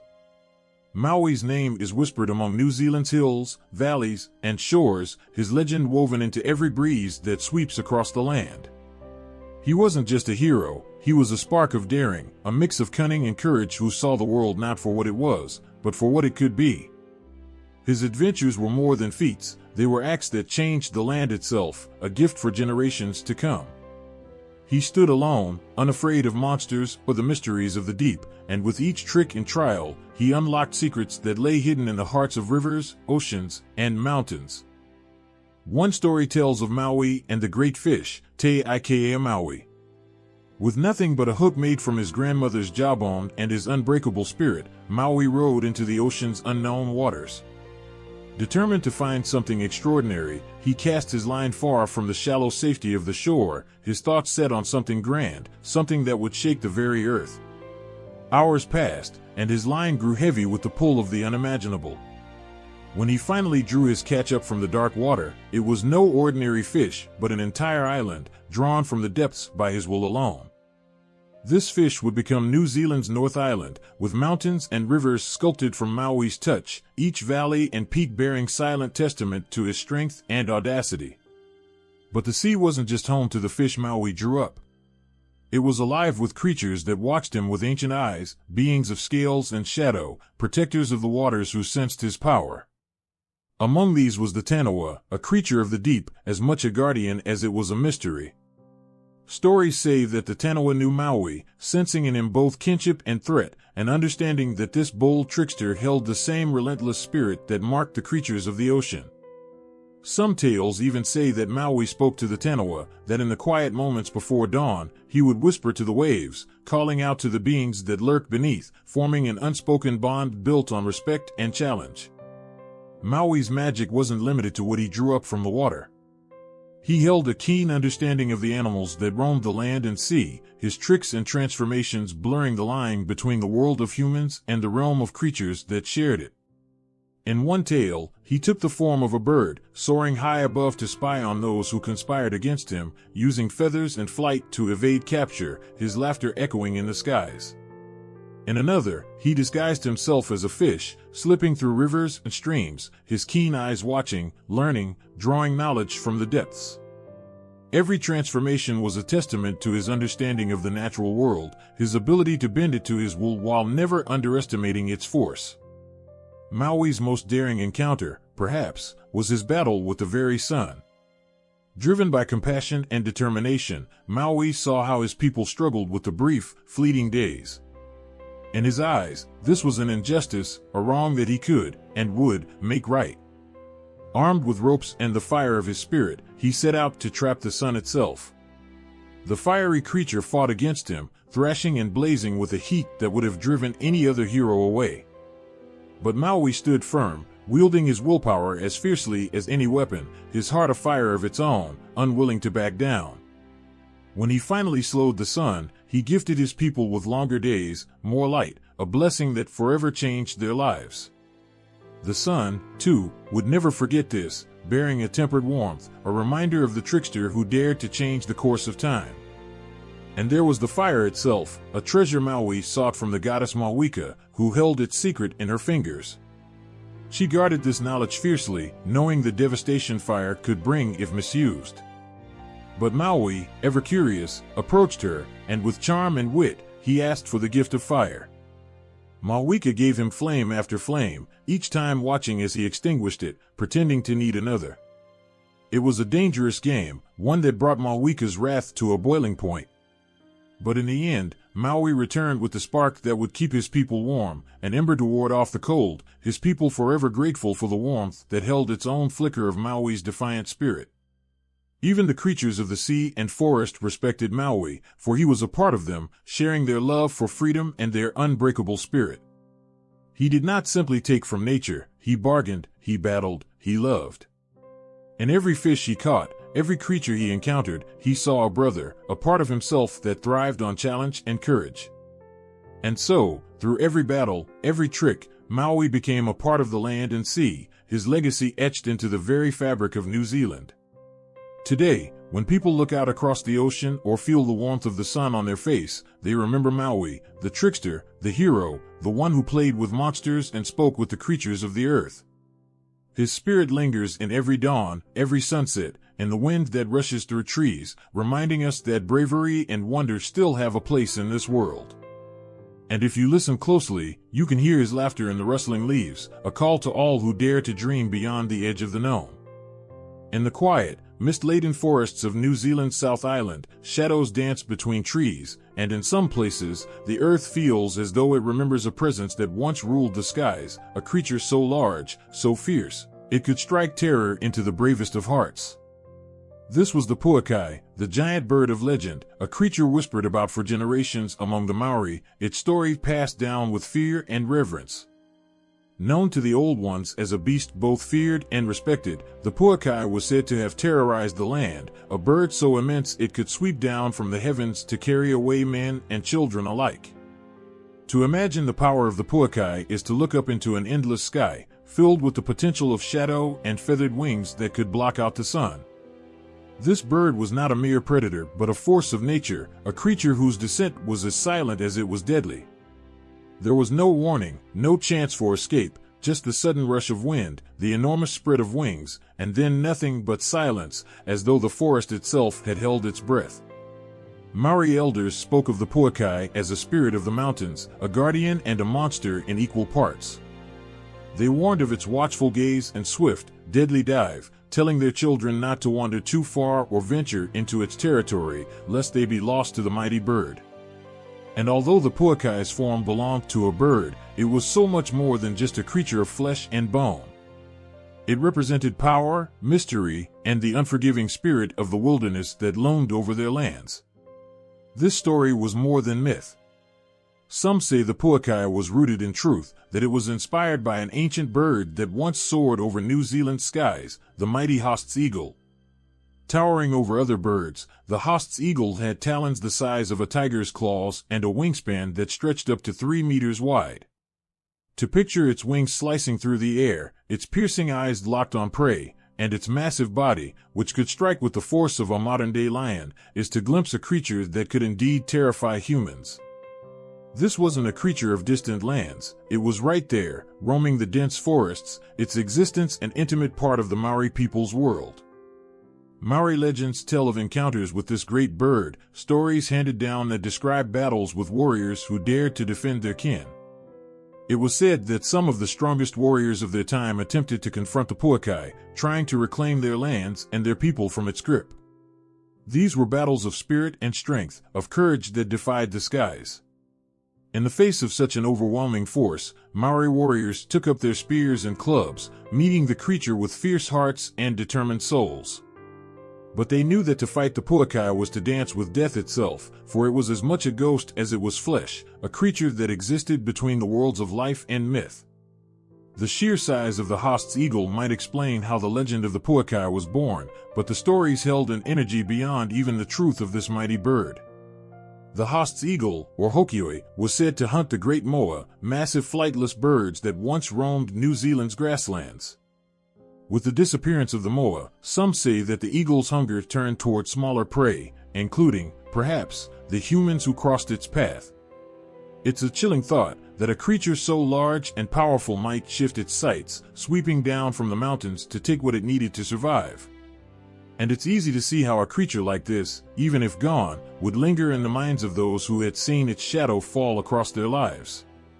In the minds of Maori, the Puakai was more than just an animal. It was a being of power and mystery, something that couldn't be fully understood or tamed. Its presence was woven into the land, its spirit remaining long after the physical creature may have disappeared. There are places on the South Island where silence falls heavily, and one can almost feel the weight of those ancient wings overhead, the whisper of feathers cutting through the air. Some Maori say that in certain quiet moments, you can still sense the Puakai, that its spirit watches from the heights, reminding all who pass through those forests that nature holds secrets far beyond human understanding. The legacy of the Puakai lives on, not just in Maori lore, but in the way people relate to the land. It's a reminder of the strength and mystery of the natural world, a story that tells of the powerful balance between respect and fear. For the Maori, the Puakai was a symbol of the fierce beauty that surrounded them, a reminder that in a land as wild and untamed as New Zealand, there was always something greater, something beyond their control. In the end, the Puakai is more than a story of a monstrous bird, it is a reminder of a time when people and nature walked side by side, each understanding the power and respect owed to the other. It tells of a world in which the boundaries between life and legend were thin, where giants ruled the skies and the earth remembered their presence long after they were gone. And perhaps, even now, as dusk settles over the South Island and shadows grow long, the spirit of the Puakai watches from the mountains, a silent guardian of a time when its wings beat fiercely over the land. In the stories of the Maori, where whispers of winds and shadows of animals blend seamlessly with human lives, there live beings whose very essence defies the bounds of the ordinary. These are the Atua, mystics, gods, and spirits of such profound power that they can take on the form of animals, embody the elements, and roam the earth in any guise they choose. Their presence is woven into the ancient landscapes, felt as vividly in the rustle of leaves as in the fierce roll of thunder, and their stories are imprinted on the hearts of those who understand the delicate balance between man and nature. Among the Atua are beings like Taniwha, the god of storms and winds, who fills the air with the raw energy of his rage and protection. When he is at peace, the skies open wide, calm and blue. But when he stirs, the clouds churn and winds howl, bending trees and sending waves crashing. Taniwha doesn't appear as a man or beast, but as the force within the storm itself. Yet those who listen know he's there, his spirit alive in every gust, every clap of thunder. People say he can take the form of birds to move between the worlds unseen, or come as a low, rumbling wind to whisper warnings of coming rains and floods. He is the watcher of the skies, carrying the fears, the prayers, and the gratitude of those living beneath his vast, unpredictable gaze. Then there is Taniwha, the guardian of the oceans and all creatures within. He is the pulse in every wave, the life in every fish, a force both comforting and unyielding. Taniwha's shape can be the swell of a wave, the glint of a dolphin's fin, or the sleek, darting form of a fish. The ocean is not just water but a living, breathing extension of Taniwha's spirit, and he flows through its currents and rides its tides. When the Maori paddle out in their waka to fish or to travel, they know they are guests in his domain, and they whisper thanks and respect to the unseen god who holds the waters in his sway. Fishermen say that Taniwha's spirit is so powerful that it can shift into the form of the sea creatures themselves, watching over his realm and maintaining the delicate balance of life within. Among the Atua are those who take the shape of animals to protect and guide. Hainramati, the spirit of summer, is said to take on the form of the kotuku, the white heron, a bird so beautiful and rare that it's seen as a gift to even catch a glimpse of one. When the kotuku glides across a summer sky, the people see it as Hainramati herself, bringing warmth, light, and new life to the land. She is not merely a goddess of the season, she is woven into the heart of summer, felt in the warmth that cradles the earth and the lush growth that bursts forth under her watch. To see her in the graceful kotuku is to feel her presence as if the spirit of summer itself has drawn near, filling every heart with wonder and gratitude. In their earthly forms, these Atua bridge the gap between the mortal and the divine, reminding the Maori of a world filled with spirits that walk beside them, watch over them, and sometimes challenge them. The goddess of death, Hainui-Te-Ipa, waits in the shadows, her spirit tied to the cycles of life and death that keep the world balanced. When she shifts into the form of a bird, a glimmer of dark feathers against the night sky, or when she slips into the whispers of the wind, she reminds the living that life is as transient as a leaf caught in a gust. There is reverence, yes, but also awe, for she is the one who welcomes souls into the afterlife, transforming grief into acceptance, despair into peace. Each Atua is a facet of the natural world, a living, breathing spirit that shifts from one form to another, sometimes watching, sometimes protecting, and other times testing the strength of the people. In the forests, Taniwha, the father of all living things, stands as the towering trees, his roots reaching deep into the earth, his branches stretching toward the heavens. Some say he can appear as a great bird or even a tree that moves when no one is watching. He is the breath in every leaf, the heartbeat of the forest itself. When people venture into Tani's forests, they walk within his domain, under his watchful spirit, and feel the solemnity of ancient life around them. These Atua are not distant gods. They live and breathe as the Maori do, moving through the land, the water, and the sky. The people feel them in the rustle of branches, in the quiet, watchful gaze of an owl, or in the sudden change in the wind. To them, the Atua are kin, spirits that guard and shape the world. Each form they take is a lesson, a reminder that life is full of unseen forces and that every part of nature is alive with purpose and spirit. Even the trickster Maui, with his sly smile and boundless wit, is known to shift forms. Legends tell of Maui transforming himself into birds, insects, and fish to achieve his goals, his spirit flowing from one form to the next with ease and cunning. Whether as a bird to listen to secrets or as a fish to swim unseen, Maui's spirit embodies the wild, clever heart of nature itself. His transformations are not mere tricks but reflections of his connection to the world, a reminder that the natural world holds endless possibilities for those with the courage to look closer. In the life of the Maori, these shape-shifting Atua are more than mere stories. They are the living spirit of the land, a constant presence felt as tangibly as the ground beneath their feet or the air in their lungs. When people walk by a river, they feel Taniwha's gaze. When they climb a mountain, they sense Taniwha's strength. Every shape taken by the Atua is a reminder of a world filled with life, with spirits that protect, challenge, and guide, ever shifting, ever present. It is a world alive with mystery and reverence, and to feel the presence of an Atua is to feel truly alive. On mist-laden mornings over the waters of Hauraki, old legends say that if you look closely, you may just catch the flicker of ghostly figures gliding across the waves. The phantom fishermen of Hauraki are not bound by the same laws of nature that hold others to earth. They slip through the mist, their canoes light as shadows, leaving only ripples that disappear as quickly as they came. For generations, sailors and fishers who have crossed these waters tell tales of meeting these ghostly figures, men of ages past, forever casting nets into the shifting tides of the afterlife. In the hush before dawn, as the world holds its breath, they come, moving silently, their paddles slipping soundlessly into the cold sea. These figures are timeless, clad not in flesh but in the mist that clings to the sea.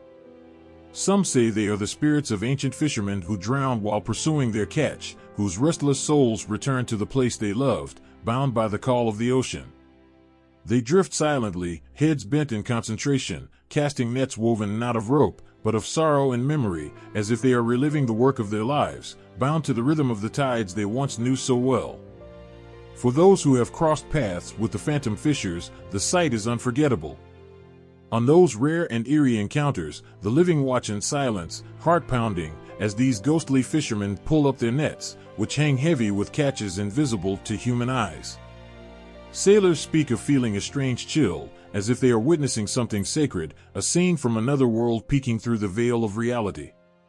It's a sight that sends shivers down to the bone, the kind of image that stays with you long after the mist has lifted and the sun has burned away the night's shadows. Sometimes, they say, the phantom fishers offer a glance to the living, a fleeting acknowledgement before they fade back into the mist. It's a look that's neither warm nor cold, but simply timeless, a reminder that these spirits have known the ocean's depths in ways the living never will. To meet the eyes of a phantom fisherman is to feel the weight of their story, the pull of lives that were lost but never forgotten, and the unbreakable bond they share with the sea. The ocean has claimed them, yet it allows them to return, not to haunt, but to continue the work they were called to do. Not all encounters with the phantom fishers are peaceful. Some sailors tell tales of uneasy meetings, where an inexplicable chill spreads across the water, and the waves grow dark and ominous. In these moments, the fishermen appear as shadowed figures against the bleakness, their faces hidden beneath their hoods, their forms barely more than flickers in the corner of the eye. It's said that those who speak disrespectfully of the sea or who mock the legends of the Hauraki ghosts find themselves surrounded by a stillness that's too heavy, too watchful. Perhaps it's the ghosts of the drowned fishermen who remind them of the ocean's power, of lives lost in storms and rogue waves. Their silent presence seems to demand respect for the waters that have held their souls for so long. There are tales of fishermen who were saved by the ghostly figures of Hauraki's sea. When the night is dark and stormy, and all hope seems lost, a light will appear, a faint glow that reveals the path to safety. Some believe it's the phantom fishers, guiding those in peril to safety as if they still remember the feel of struggle and fear, the moments before the waves claimed them. In these rare encounters, a strange warmth fills the air, and the phantom fishermen seem more solid, almost close enough to touch, their gaze one of empathy and understanding. They drift beside the living, a spectral force that brings comfort and courage until, just as silently, they fade into the darkness, leaving their ward safe but forever changed. The phantom fishers of Hauraki are woven into the hearts of these waters, bound not by ropes or nets, but by their memories, by the life they knew so well. On misty nights and quiet mornings, when the air is still, they return, as sure as the tides, as silent as the stars. They are the guardians of the sea, figures of peace and mystery who exist in a space where time and memory intertwine. To see them is to witness a world not our own, a reminder of the spirits that linger, forever bound to the life they cherished most. In the dim, misty wetlands of New Zealand, a ghostly presence has long haunted the swamps and bogs, slipping silently between reeds and mangroves. It is the spirit of Mythical, the mysterious bog-dwelling bird whose legends linger in whispers and shadows.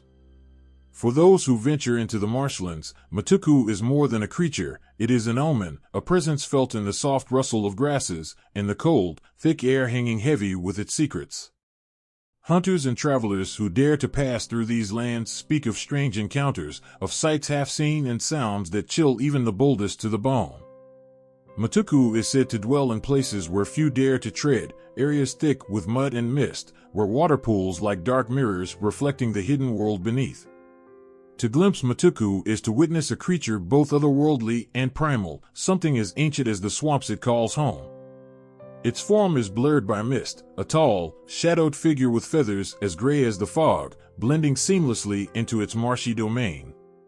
Some say Matuku has the long neck of a heron and eyes that gleam with an unsettling intelligence, watching from just beyond the edge of sight. Those who encounter Matuku describe a moment of quiet terror, as if the bog itself is holding its breath, waiting. In the hush of dawn or the fading light of dusk, Matuku calls. Its voice is low and haunting, a mournful cry that carries across the wetlands, reaching the ears of anyone daring enough to be there. Hunters know this call well, and for many, it is a sound that marks the end of their journey. The moment Matuku's call pierces the air, it brings with it an eerie sensation that settles over the land, a reminder that they are visitors here, intruders in a place guarded by spirits beyond their understanding. There are tales of hunters who, having tracked game into the swamps, suddenly found themselves utterly lost. They describe the way the landscape shifts in Matuku's presence, as if the paths and trails twist to hide themselves, leading the trespasser deeper and deeper into the heart of the bog. Some say that Matuku guides the unworthy astray, leading them to muddy sinkholes or pools so deep and dark that they might swallow a man whole. In this world of shadows and mud, where Matuku reigns, the line between the living and the spirit world blurs. One old story tells of a hunter, Tane, who entered the bog on a cold morning, driven by the need to prove himself. As the mist thickened around him, he heard a strange rustling nearby, followed by a faint cry that sent a shiver through his bones. He tried to follow the sound, drawn by a mix of curiosity and fear, but the further he went, the harder it became to recognize his surroundings. With each step, Tane felt the weight of the swamp's silence pressing down, broken only by the distant call of Matuku. Eventually, the mist parted, and he saw it, tall and dark, with eyes glinting through the shadows. Tane froze as Matuku gazed at him, its eyes deep and knowing, as if it understood far more than any creature of the earth should. For a moment, time seemed to stop, and he found himself unable to look away, feeling as though he stood not just before a bird, but a guardian, a spirit who had seen countless men like him come and go. In that instant, Tane realized he was not welcome here, that this was a place beyond his understanding, ruled by forces he could not control. When he blinked, Matuku was gone, and with it, the strange path he had followed. He staggered back, the memory of those piercing eyes following him long after he had left the swamp. Yet not all encounters with Matuku end in fear. Some say that Matuku appears as a warning, a spirit of the swamps who knows the dangers hidden beneath the surface. There are stories of travelers who, after glimpsing Matuku, narrowly avoided disaster, be it a hidden sinkhole, a nest of venomous creatures, or a storm that would have trapped them in the bog. In these tales, Matuku is not a harbinger of doom, but a reluctant protector, guiding the worthy out of harm's way, leaving them to question if they had seen a spirit or simply a bird with unnatural awareness. For the Maori, Matuku is woven into the fabric of the wetlands, a presence that demands respect for the land it watches over. They tell stories of the bird spirit who knows every corner of the swamp, who watches over its inhabitants with the silent patience of one who has seen generations pass. Matuku, in their eyes, is neither friend nor foe but a being tied to the spirit of the land itself, an eternal reminder of the mysteries that live in New Zealand's untamed places. Those who honor Matuku speak of it not with fear, but with reverence, understanding that it represents the soul of the bog, the ancient power that binds land, water, and spirit together. Even now, when dawn breaks over the marshlands and the mist rolls away, there are those who claim to hear the distant call of Matuku, echoing across the wetlands like a reminder of all that remains unknown. It is a sound that stops travelers in their tracks, that makes them look over their shoulder, wondering if they too have been seen by the watchful spirit of the bog. Those who have felt Matuku's presence carry it with them, a memory of the time they ventured into the heart of the swamp and felt the gaze of something beyond this world. In these quiet, mist-laden swamps, Matuku endures, a spirit as wild and untamed as the wetlands it guards. It is a creature of mystery, a reminder that in the heart of New Zealand's wilderness, there are still places ruled by spirits older than memory, places that hold secrets that will never be fully known. And so, as the sun rises and the fog clears, the call of Matuku fades once more, leaving the land in silence, its mysteries guarded by the spirit who waits, watching, hidden in the shadows of the bog. In the stillness of the night, when shadows lengthen and silence thickens, there is one name that whispers through the hearts of the Māori, the name of Hainui-te-Ipa, the goddess who holds dominion over the underworld. Hers is the realm beyond life's edge, the place where souls travel at the end of their earthly journey. To the Māori, she is no enemy, nor is she feared. She is both the gateway and the guide, the one who gently draws each spirit back to its source. Hainui-te-Ipa watches over this journey with a gaze as ancient as the stars and as calm as the sea at dusk. Her form is a vision that has haunted storytellers for generations. Her skin is dark like the fertile earth, her eyes vast and knowing. She is said to glow with a faint, ethereal light, a light born from the depths she governs. Her presence is at once fierce and kind, the strength of a warrior combined with the tenderness of a mother. Through her, death becomes not an end but a transition, a passage into the care of the ancestors. Hainui-te-Ipa guards this threshold, keeping vigil with compassion and power over the souls that enter her embrace. In the realm of Hainui-te-Ipa, it is said that mythical creatures move alongside her, their forms as mysterious and otherworldly as the goddess herself. They are her companions, guardians of her domain and symbols of the mysteries that accompany death. Among these beings are the nocturnal creatures, the owl, with its haunting call and piercing eyes that see through darkness, and the bat, who, like the souls passing into Hainui-te-Ipa's realm, moves silently through the night. These animals are not mere companions, but protectors of the boundary between the worlds, watching over those who make the final journey from life to the shadowed lands beyond. One tale tells of a solitary owl that flies before each soul entering her realm, calling out in the stillness of the night, as if guiding the spirit on its path. This owl, with feathers that gleam like starlight, is known to be a sacred messenger.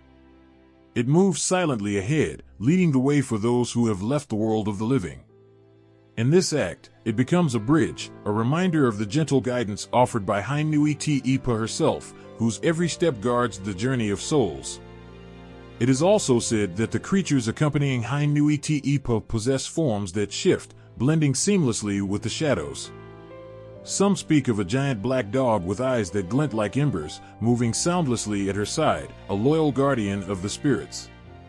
The dog, silent and watchful, protects her domain with fierce loyalty, ensuring that only those who truly belong may enter. To see this creature in the night is a rare and solemn sight, a reminder that the realm of Hainui-te-Ipa is sacred ground, a place that commands respect and awe. For the Māori, Hainui-te-Ipa's world is not one of fear but of reverence. Death, through her, is seen as a return, a journey home rather than a journey lost. Hers is a realm where spirits reunite with ancestors, where they return to Papatuanuku, the Earth Mother. Hainui-te-Ipa herself, in life, was once Haintaitama, the Dawn Maiden, daughter of Tain, god of the forests. She became the goddess of the underworld upon learning her own origins, choosing to walk the path of darkness to embrace her role as the guardian of souls. Her journey to become Hainui-te-Ipa is not one of punishment or exile but of purpose and acceptance, a path she embraced for the love of her people. Even in her underworld domain, Hainui-te-Ipa's presence is woven into the lives of those who remember her. She is in the quiet peace found at dusk and the deep stillness of night. Families who lose a loved one look to her with a sense of trust, knowing that their ancestors await them in her care, that each soul is received with compassion, surrounded by the spirit animals who protect her lands. It is said that in her realm, the spirits of loved ones live on as guides, watching over their descendants. They are part of the earth, the trees, and the very winds that whisper through the forests. Hainuitiipa's companions, her creatures of the night, are also the eyes and ears of these ancestors, witnessing and carrying the memories of those who have walked this world. Her animals, in the Maori tradition, act as symbols of nature's balance between life and death, reminding the living that all are part of a larger cycle, one that binds each generation to those who came before. The significance of Hainuitiipa in Maori culture extends beyond death itself. Through her, people see the unbroken thread that connects them to the past and to the earth. She represents the continuity of life, the belief that death is a part of existence, woven with threads of love and memory. Her world may be dark, but it is also one of peace, of reunion, where souls find their way back to their ancestors and their roots. Hainuitiipa's companions, the owl, the bat, the black dog, remain her guardians, embodiments of the mysteries she represents. They are gentle yet strong, guides as steadfast as she. Together, they form a vision that reaches deep into the hearts of the Maori, a reminder that death is not an end but a homecoming, a return to the love and care of the ancestors. As Hainuitiipa watches over the souls of the departed, her spirit lingers in the hearts of the living, reminding them that even in the darkest night, there is always light. Long ago, before time as we know it began, there were only two beings, Ringi, the Sky Father, and Papa, the Earth Mother. Their love was endless and so close that no light, no breath of wind, could pass between them. They held each other tightly, wrapped together in an embrace that brought them profound happiness. From their closeness, the world we now know was still, quiet, and dark. No sun broke the horizon, no stars shone above. Ringi and Papa lay entwined, filling every part of existence with their love. But in that darkness, their children stirred. Tangaroa, Tane, Tu, and many others, all gods themselves, were born between Ringi and Papa, yet they could not grow, trapped as they were in the tight space between their parents. They lived, but they could not live fully. And so, each of the children, feeling the weight of their parents' endless embrace, longed for the space to stretch, to see, to become themselves. Yet, they hesitated, unwilling to break the love that held their parents together. Finally, Tane, god of the forests, spoke to his brothers, and he shared his bold vision. He urged them to push their parents apart, to create a world where they could thrive under open skies. It was not an easy choice. Their love and respect for their parents was great, and the idea of forcing them apart caused a deep pain in their hearts. But their yearning for light and life became too powerful, and with a heavy resolve, they agreed. One by one, the brothers tried to separate Ringi and Papa. Some pushed with all their might, others tried force, hoping to make the smallest gap through which light might pass. But every effort failed, until Tane, with all the strength and grace of a forest's deep roots, lay upon his back and stretched his legs towards the sky. Pressing against Papa, he slowly, painfully, lifted Ringi above him. As he did, light flooded into their world for the first time, filling the spaces around them with warmth and brightness. Ringi was raised high, becoming the sky above, and Papa remained below, the earth beneath their feet. In that moment, New Zealand's land and skies were born, and with it, the breath of creation. Between Ringi and Papa's sorrowful separation, all the beauty of the world took shape, the rivers, mountains, trees, and creatures that now roam the land. But while their children rejoiced in the newfound freedom, Ringi and Papa's hearts ached. They had been forced apart, and their endless love now endured through sorrowful distance. Ringi wept for Papa, and his tears fell to earth as rain, soaking the land with his longing. And Papa, yearning for Ringi, sent her sighs of warmth back up to him, mist rising from the ground like a mother's breath. Yet their love endured even through the distance. It was said that in the sound of the wind, one could hear Ringi calling out to Papa, and the tremors in the earth were her response, a reminder that their love would never fade. Their connection ran deep beneath the earth and high into the skies, unbreakable, unending. From their separation came the life force of the world itself.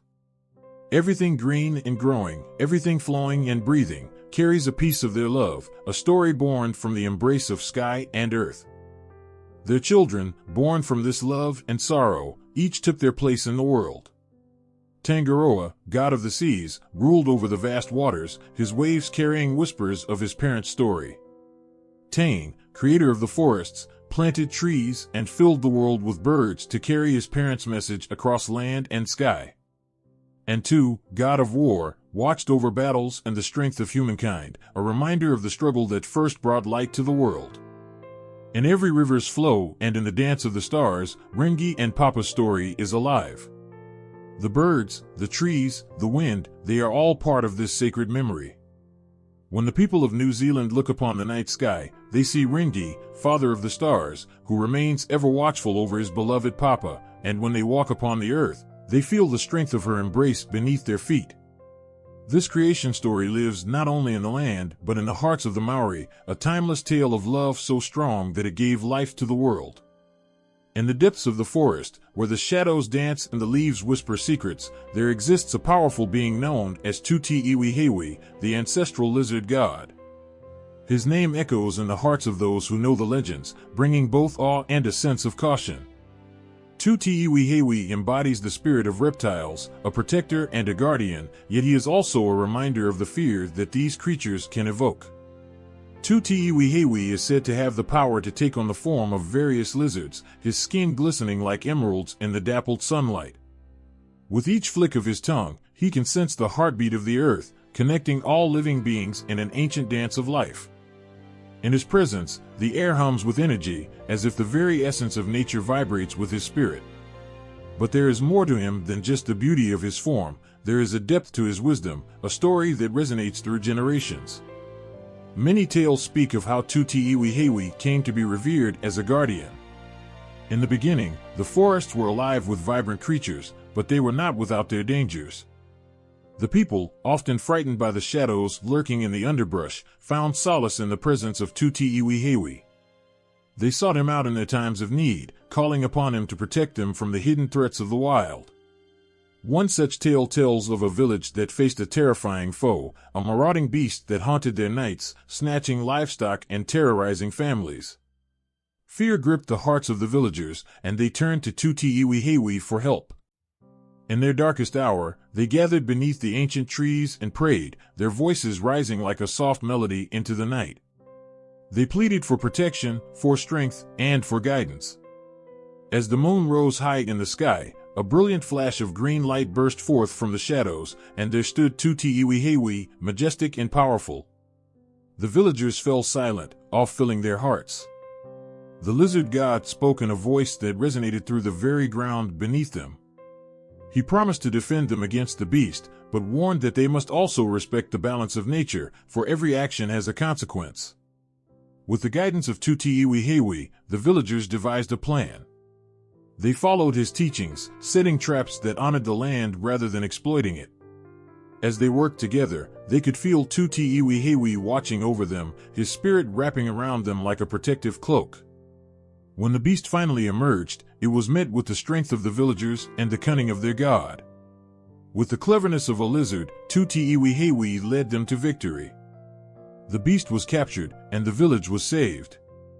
From that day on, the villagers honored Tutiiwehewe, offering gifts of food and tokens of gratitude at the foot of sacred trees.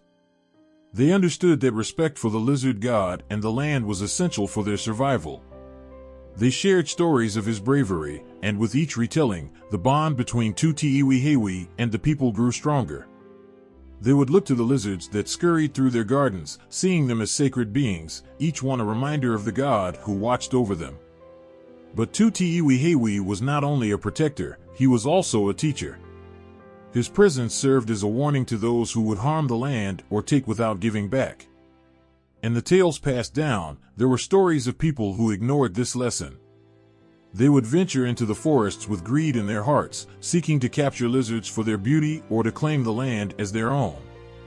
And each time, the consequences were dire. Tutiiwehewe would not stand idly by.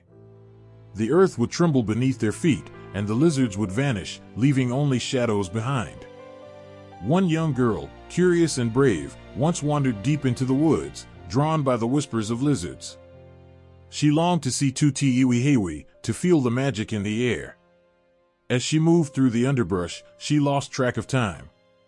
The sun dipped low, casting eerie shapes in the fading light. Suddenly, she stumbled upon a clearing where the shadows seemed to pulse with life. In that moment, she saw him, the great lizard god. His eyes were like shimmering pools of wisdom, and as she gazed into them, she felt a deep connection. Taniwha spoke, not in words, but through her heart. He showed her visions of the balance of life, the delicate thread that connects all beings.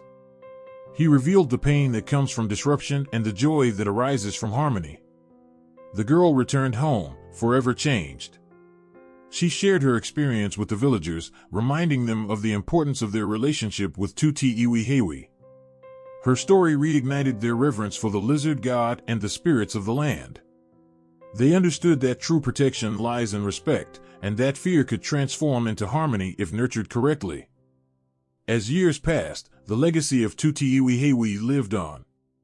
His name became synonymous with respect for nature and the power of connection. The lizards that roamed the earth were no longer seen as mere creatures, they were revered as emissaries of the ancestral lizard god. In every flick of their tail and every rustle in the grass, the villagers heard the echoes of Taniwha's wisdom. And so, the ancestral lizard god became not only a guardian but a symbol of balance. His spirit lives on in the hearts of those who tread lightly on the land, reminding them that protection is a two-way street. It is about understanding the fear and beauty that coexist in the wild, about recognizing the power of all beings, big and small. Through respect and love, Taniwha continues to watch over those who honor him, a timeless reminder of the magic that dwells in every corner of the world. In the quiet corners of New Zealand's rich landscape, where shadows linger in the depths of the forest and echoes of the past haunt the winds, a chilling tale has been passed down through generations. It is the story of Kaitangata, the man-eater, a creature of nightmares, born from a time when hunger could drive a man to unspeakable acts. The mere mention of Kaitangata sends shivers down the spine, its name steeped in fear and caution, a reminder of the darkness that can lurk within. Kaitangata is said to have walked the earth as a giant figure, towering over trees, with skin as dark as night and eyes that glowed with an insatiable hunger. This creature, with its sharp claws and gnashing teeth, was not merely a beast, it was a representation of humanity's darkest impulses, a symbol of what can happen when desperation and greed intertwine. Tales of Kaitangata often paint him as a relentless predator, forever prowling the edges of human settlements, searching for his next meal. The hunger of Kaitangata was not just for food, it was a ravenous craving for flesh, specifically that of humans. The stories describe how he would wait silently, camouflaged in the shadows, his breath heavy with anticipation. When the unwary ventured too close, he would strike with terrifying speed, dragging them into the depths of the forest. As families gathered around their fires, recounting the tales of the creature, they would hold their children tight, their hearts racing at the thought of Kaitangata lurking just beyond their sight. But who was Kaitangata really? Some believe that this monstrous being was born from the darkest chapters of human history. In times of famine and despair, when resources were scarce, tales of cannibalism began to surface, woven into the fabric of society's collective memory. In those moments of desperation, the line between survival and savagery blurred. It is said that Kaitangata embodies this fear, serving as a reminder of the lengths to which humanity could fall when faced with hunger. One story tells of a village beset by famine, where food was scarce and hope began to fade. As the days turned into weeks, the villagers grew desperate. It was during this time that Kaitangata emerged from the shadows, a figure born from the collective fear of starvation. The villagers spoke of him in hushed tones, their eyes wide with terror, as they imagined the fate that awaited them if they wandered too far from safety. They spoke of how he would beckon them with promises of food, only to reveal his true nature in a heartbeat. A young man named Taniwha, known for his bravery and kind heart, was particularly troubled by the stories. He refused to believe that anyone could fall so low as to consume another human being, yet he could not shake the sense of dread that loomed over his village. Determined to confront this monster and protect his people, he set out into the dark woods where Kaitangata was said to roam. As Taniwha journeyed deeper into the forest, the trees twisted and turned like the thoughts racing through his mind. Shadows danced, and the air grew thick with tension. He remembered the warnings of the elders, the stories of those who had gone missing, never to return. His heart raced, but he pressed on, driven by love for his people and a desire to confront the embodiment of their fear. Finally, in a clearing bathed in moonlight, he came face to face with Kaitangata. The creature towered above him, a mix of terrifying and grotesque. Taniwha felt a chill run down his spine, but he stood his ground. The man-eater, sensing Taniwha's courage, paused, his hungry gaze locked onto the young man. "Why do you invade my domain?" Kaitangata growled, his voice a low rumble that echoed through the trees. "I come to end your reign of terror," Taniwha replied, his voice steady despite the fear thrumming through him. "You prey upon my people, but you do not need to be a monster. You can choose another path." Kaitangata laughed, a chilling sound that sent shivers through the night. "You think you can change me? I am hunger, I am desire. I take what I need to survive." Taniwha's heart raced, but he could not back down. "You are not just hunger, you are fear and pain. You embody the worst of what we can become. But we are not your prey. We can find strength in community, not in destruction." For a moment, the air hung heavy with tension.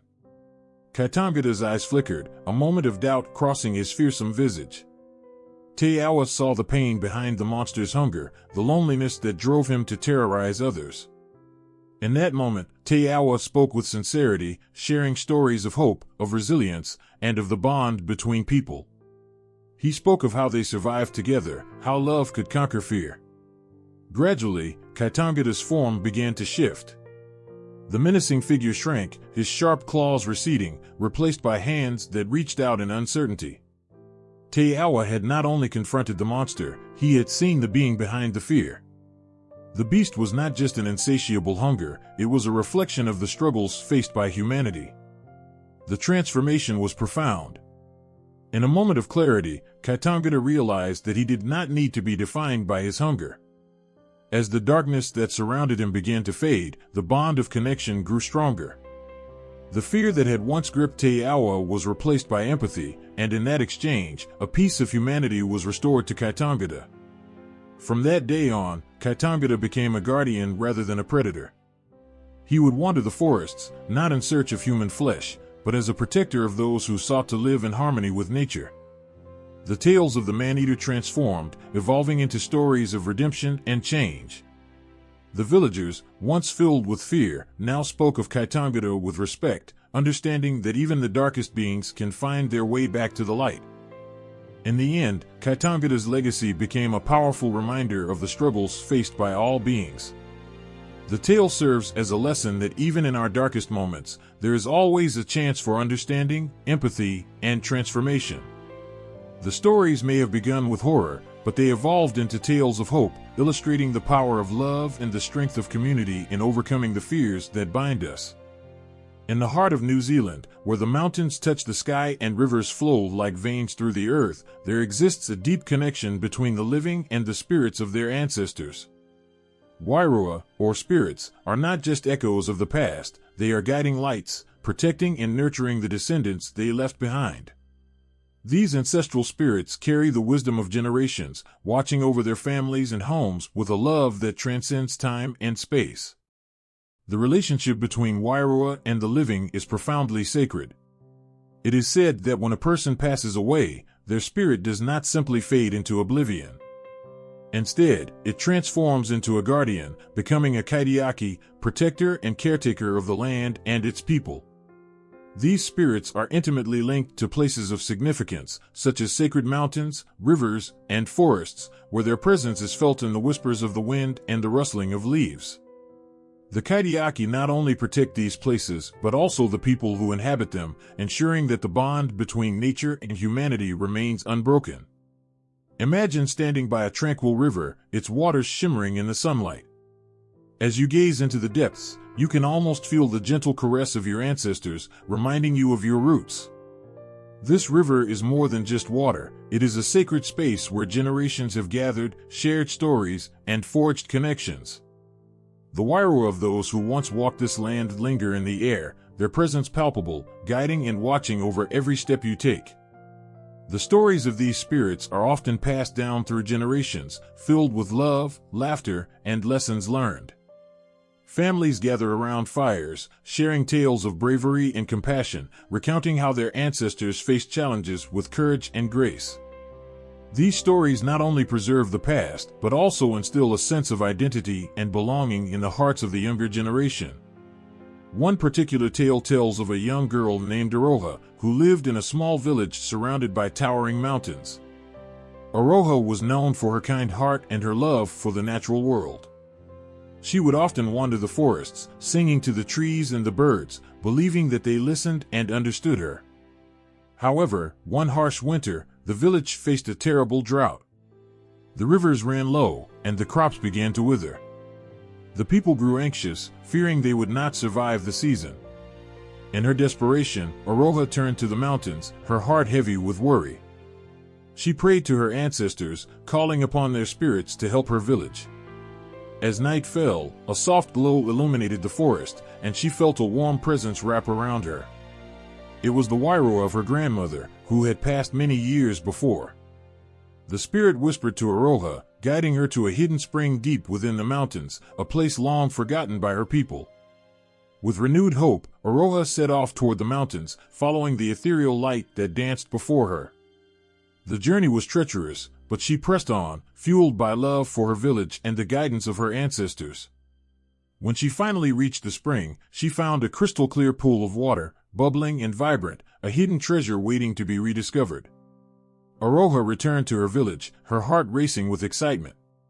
She led the people to the spring, their faces lighting up with joy and disbelief. The water flowed freely, nourishing the land once more. With gratitude, they honored the Wairoa of their ancestors, recognizing the connection that tied them to the earth and each other. Aroha's bravery had saved her village, but it was the love and guidance of their ancestors that had shown her the way. As time passed, the villagers celebrated their connection to the Wairoa, and the sacred spring became a place of gathering. They built a small shrine to honor their ancestors, and every year, they would hold a ceremony to thank the spirits for their protection. The stories of Aroha and the hidden spring were shared with each new generation, a reminder of the power of love and the importance of listening to the whispers of the past. Kaitiaki spirits are not just protectors, they are teachers, instilling wisdom in those willing to listen. They encourage people to respect the land, to live in harmony with nature, and to nurture the connections that bind them together. These spirits remind us that we are not alone, that we carry the strength of our ancestors within us, guiding our actions and decisions. On misty mornings, when the world is still waking up, many claim to feel the presence of the Wairoa around them. It's in the laughter of children playing in the fields, the gentle rustling of leaves, and the songs of the birds that fill the air.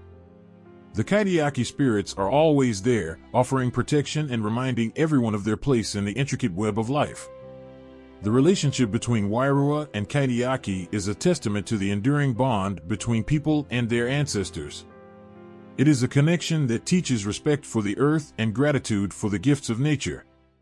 It emphasizes that everyone is part of something larger, a family that stretches back through time, anchored by the love of those who came before. As the sun sets behind the mountains, painting the sky in hues of orange and purple, the stories of the Wairoa and Kaitiaki linger in the air. They are reminders that love transcends boundaries, that the spirits of our ancestors live on in the hearts of their descendants. Each person carries the legacy of those who came before, a legacy woven with the threads of hope, courage, and the eternal love of family. In every heartbeat, in every whispered prayer, the Wairoa continue to guide and protect, watching over their people with a gentle strength that endures through the ages. They remind us that as we walk through this world, we are never truly alone. The spirits of our ancestors are always with us, lighting the way forward and urging us to honor the earth and each other. In the quiet corners of New Zealand, where the shadows of the past linger in the rustling leaves and the gentle breeze, there are tales that send chills down your spine and warmth to your heart. These are the stories of Waiwai, the mysterious ghost footprints left by ancestral spirits. They evoke a sense of wonder and connection to those who walked before us, leaving traces of their presence in places we often overlook. Every now and then, as twilight descends and the world is painted in shades of orange and purple, people find unusual footprints in the soft earth or on the sandy shores. They appear out of nowhere, leading to nowhere, leaving onlookers in awe and curiosity. These footprints tell a story, a silent reminder that the spirits of ancestors are never far away. The belief in these ghostly impressions speaks volumes about the connection between the living and the departed, a bond that transcends time and space. Legends speak of how, when the moon is full and the stars twinkle like diamonds in the sky, ancestral spirits return to the places they once cherished. They wander through the forests and along the rivers, watching over their descendants with a protective gaze. The soft thuds of their footsteps echo through the night, barely audible but undeniably present. Those who encounter these footprints often feel a strange mixture of fear and comfort, a recognition that they are not alone.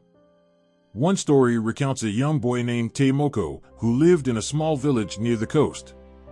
Taimoko had always felt a strong connection to the land, spending his days exploring the woods and listening to the whispers of the wind.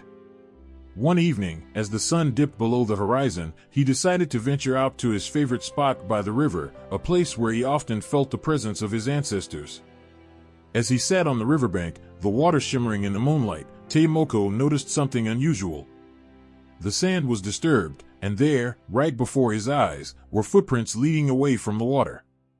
They were different from any he had seen before, larger, deeper, as if they belonged to someone of great importance.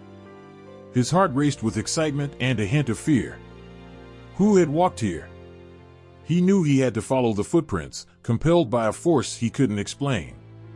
Taimoko followed the trail, his heart pounding as he ventured deeper into the trees. With each step, the air seemed to grow heavier, filled with a sense of anticipation. The footprints led him through the thickets and into a clearing bathed in moonlight. There, in the soft glow, stood a figure. It was an elder, with a kind smile and wise eyes that sparkled like stars. Taimoko recognized him immediately. It was his great-grandfather, a man he had only heard stories about. "Do not be afraid, my boy," the elder said softly. "I have come to guide you." Taimoko felt a wave of warmth wash over him. He had always longed to know his ancestors, to feel their presence in his life. The elder spoke of the importance of family, of the legacy that each person carries.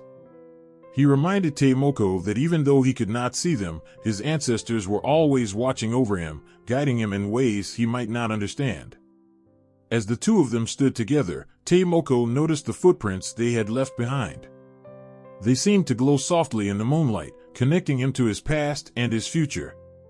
Each step represented the love, struggles, and triumphs of those who had come before him. He understood then that the footprints were not just marks in the ground, they were symbols of a living connection, a reminder that he belonged to something far greater than himself. When the first light of dawn began to break, Taimoko found himself back at the river. The footprints vanished. But he carried a sense of peace within him, knowing he was never alone. He returned to his village with a renewed spirit, eager to share the story of his encounter. The tale spread quickly, and soon everyone in the village spoke of the ghost footprints and the importance of acknowledging the spirits that walked among them.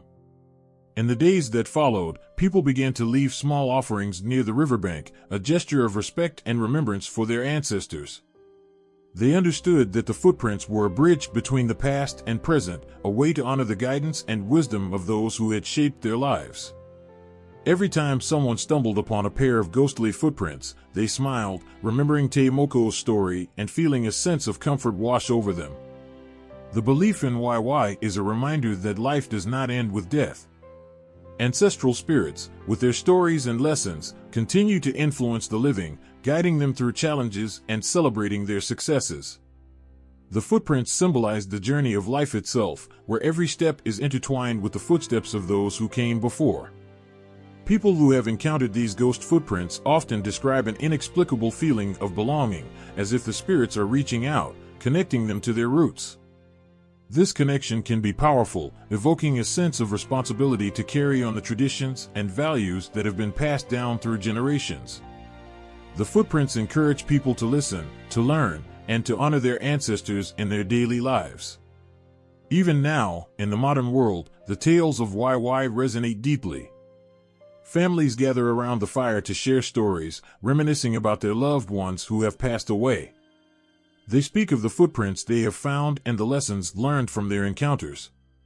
The act of sharing these stories strengthens their bond with one another, keeping the memory of their ancestors alive. As twilight blankets the land, the whispers of the ancestors linger in the air, mingling with the rustling leaves and the soft sounds of the night. Those who take a moment to pause and listen can feel the love that flows from the footprints left behind. They serve as a reminder that even in moments of solitude, no one is truly alone. Each ghostly imprint in the earth is a testament to the enduring legacy of family, love, and connection that transcends time. So, as you wander through the forests, along the rivers, or even on the sandy shores, keep an eye out for those mysterious footprints. They may lead you to a place of understanding, a connection to your ancestors, and the warmth of their presence. Each step taken in reverence is a step toward honoring the bonds that unite us all. In the northernmost part of New Zealand, where the land meets the sea and the waves crash against ancient cliffs, lies a sacred place known as Te Reinā. It is a name that sends shivers down the spine of those who hear it, a place steeped in mystery and reverence. Te Reinā is not just a location, it is the final resting place of souls in Māori belief, a gateway to the land of the dead. It holds stories of love, loss, and the enduring connection between the living and the departed. As the sun sets over the horizon, painting the sky in shades of orange and purple, many believe that the spirits of those who have passed wander along the cliffs, preparing for their journey to the afterlife. The sight of the waves crashing against the rocks below is both beautiful and haunting, a reminder of the eternal cycle of life and death. For the Maori, the sea represents the boundary between the world of the living and the world of the dead, a powerful symbol of transition and transformation. Legend has it that when a person dies, their spirit travels to Te Reinā to prepare for its final journey. The soul must navigate a path that leads to the underworld, where it will meet the ancestors and find peace. The journey can be long and treacherous, filled with challenges that test the spirit's resolve. Those who have loved ones who have passed often visit Te Reinā, seeking solace and connection, believing that the spirits are still present, watching over them from the cliffs above. In the Maori culture, death is not viewed as an end, but rather a continuation of existence. The land of the dead is not a place of darkness and despair. Instead, it is a realm of reunion and healing. When families gather to honor their ancestors, they share stories, sing songs, and remember the lives that have shaped their own. The love that binds them transcends even death, weaving a tapestry of memories that keeps the spirit alive in their hearts. The cliffs of Te Reinā are said to be home to many creatures and spirits, each playing a role in the journey of the soul. Among them is the Taniwha, a mythical guardian that watches over the waters. These creatures, often depicted as large water spirits, are believed to protect the souls as they make their way across the sea. The Taniwha is a symbol of strength and guidance, ensuring that the spirits are safe from harm as they traverse the boundary between life and death. There are tales of the hai, or ghostly birds, that appear at dusk. Their soft cries can be heard in the wind, and many believe that these birds carry the messages of the departed, singing songs of farewell and love. When a family member passes away, some say that the hai can be seen flying toward Te Reinā, guiding the spirit on its journey home. For those left behind, the sight of these birds brings comfort, a reminder that their loved ones are not truly gone but have merely moved to a different realm. Many stories recount the experiences of those who have visited Te Reinā. One such story is that of a woman named Aroha, who lost her mother. Heartbroken and yearning for connection, she traveled to the cliffs to seek solace. As she stood on the edge, the wind whipped through her hair, carrying the sound of the waves crashing below. She closed her eyes and felt her mother's presence, as if she were standing beside her, guiding her through her grief. Aroha whispered words of love and remembrance into the sea breeze, believing that her mother could hear her. In that moment, the boundary between life and death blurred, and she felt a profound sense of peace. Visitors to Te Reinā often leave offerings at the cliffs, a stone, a flower, or a piece of cloth tied to a branch. These tokens are symbols of love and remembrance, gifts to honor those who have passed.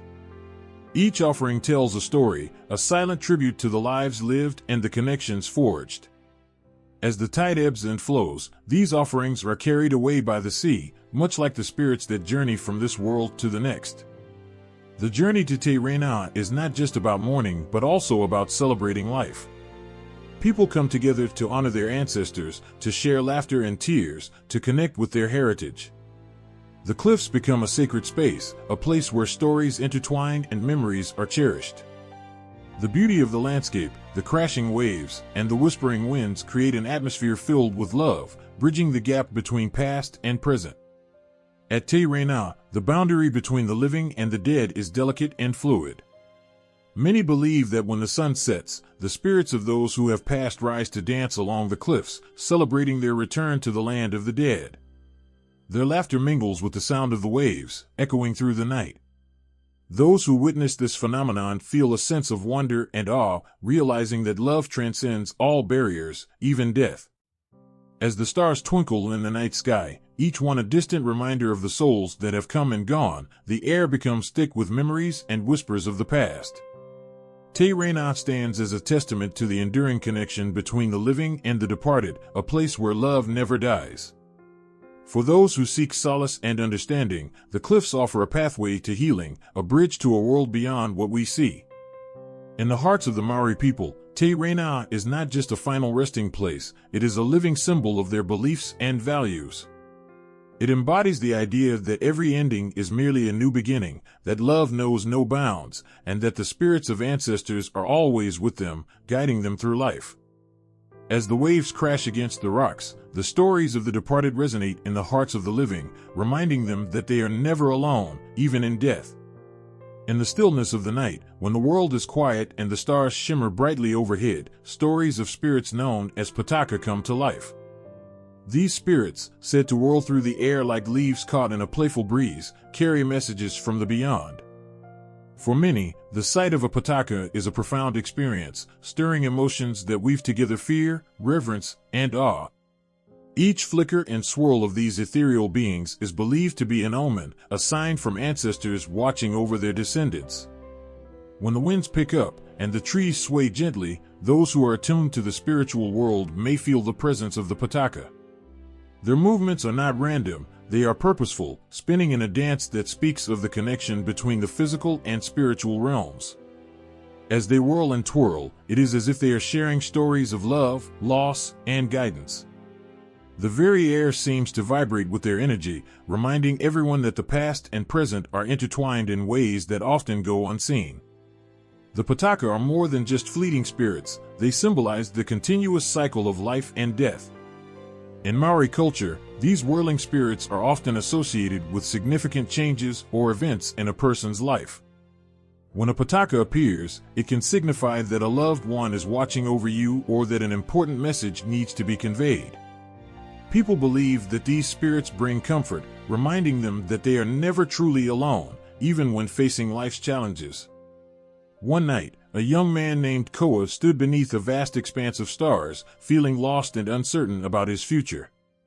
His heart ached with doubts, and he longed for a sign, something to guide him through his struggles. As he gazed into the sky, he noticed a gentle swirl of energy moving through the air. It danced gracefully, almost playfully, as if it were drawing closer to him. Koa felt a chill run down his spine, but it was not fear, it was a sense of connection. As the Pataka whirled around him, he closed his eyes and took a deep breath. In that moment, he felt a wave of warmth envelop him, like the embrace of a loved one. Memories of his grandmother flooded his mind, her laughter, her stories, the wisdom she shared. Koa opened his eyes and realized that the swirling spirit was a reminder that she was with him, encouraging him to embrace his journey and trust in himself. The Pataka continued to dance, its movements becoming more vibrant, igniting a spark of hope within him. Many elders share stories of how the Pataka have appeared at critical moments in their lives, guiding them toward important decisions. In these tales, the spirits are seen as protectors, guardians who ensure that the living remain connected to their roots. Whether in times of joy or sorrow, the presence of a Pataka serves as a reminder of the ancestors' love and wisdom, a symbol that the past is always present. Culturally, Pataka are woven into the fabric of Maori beliefs. They represent the duality of existence, the balance between the seen and unseen worlds. These spirits remind the living that there is more to life than what meets the eye, that the connections formed with ancestors and spirits are vital. Every sighting of a Pataka is a moment to pause and reflect, to honor the spirits that guide and protect. The symbolism of the Pataka extends beyond mere sightings.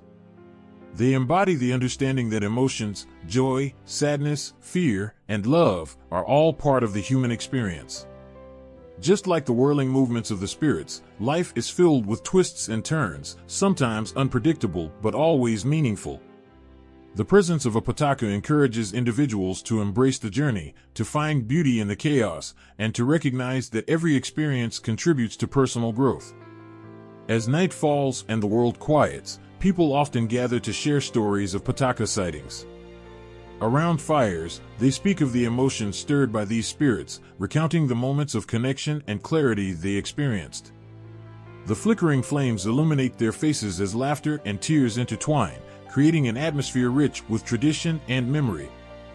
In these gatherings, the Pataka become more than just spirits, they transform into symbols of resilience, guiding the community through the complexities of life. In a world that often feels disconnected, the Pataka serve as a powerful reminder of the bonds that tie us to our ancestors. They highlight the importance of remembering those who came before us, recognizing that their spirits live on in our hearts.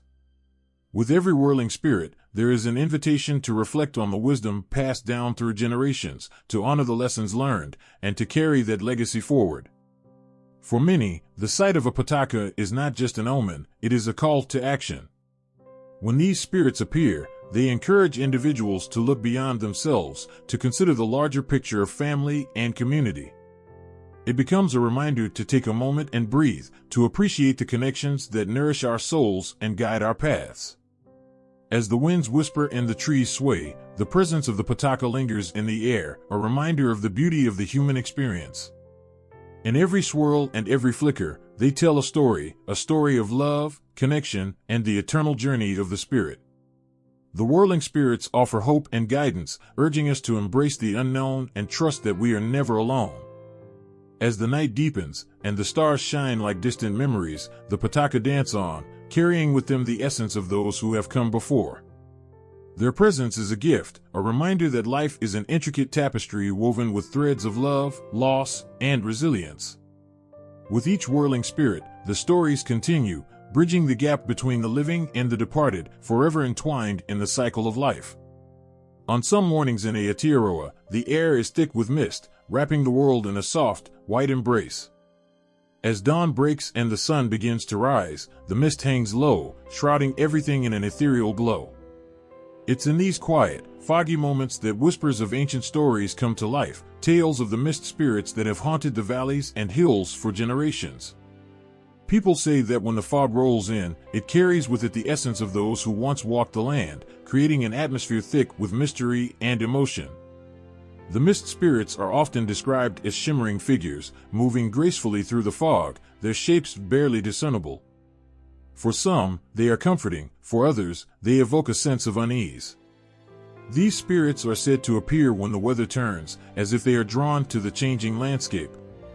They reflect the dual nature of Aotearoa's environment, beautiful yet unpredictable. When the mist descends, stories of the spirits awaken, reminding everyone of the rich cultural heritage that binds the land and its people. In Maori tradition, the mist is more than just weather, it is a living, breathing entity. The fog is believed to carry the voices of ancestors, calling out to those still living.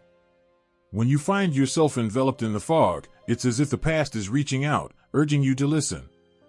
The tales of the mist spirits often speak of connections to the land, to family, and to those who have come before.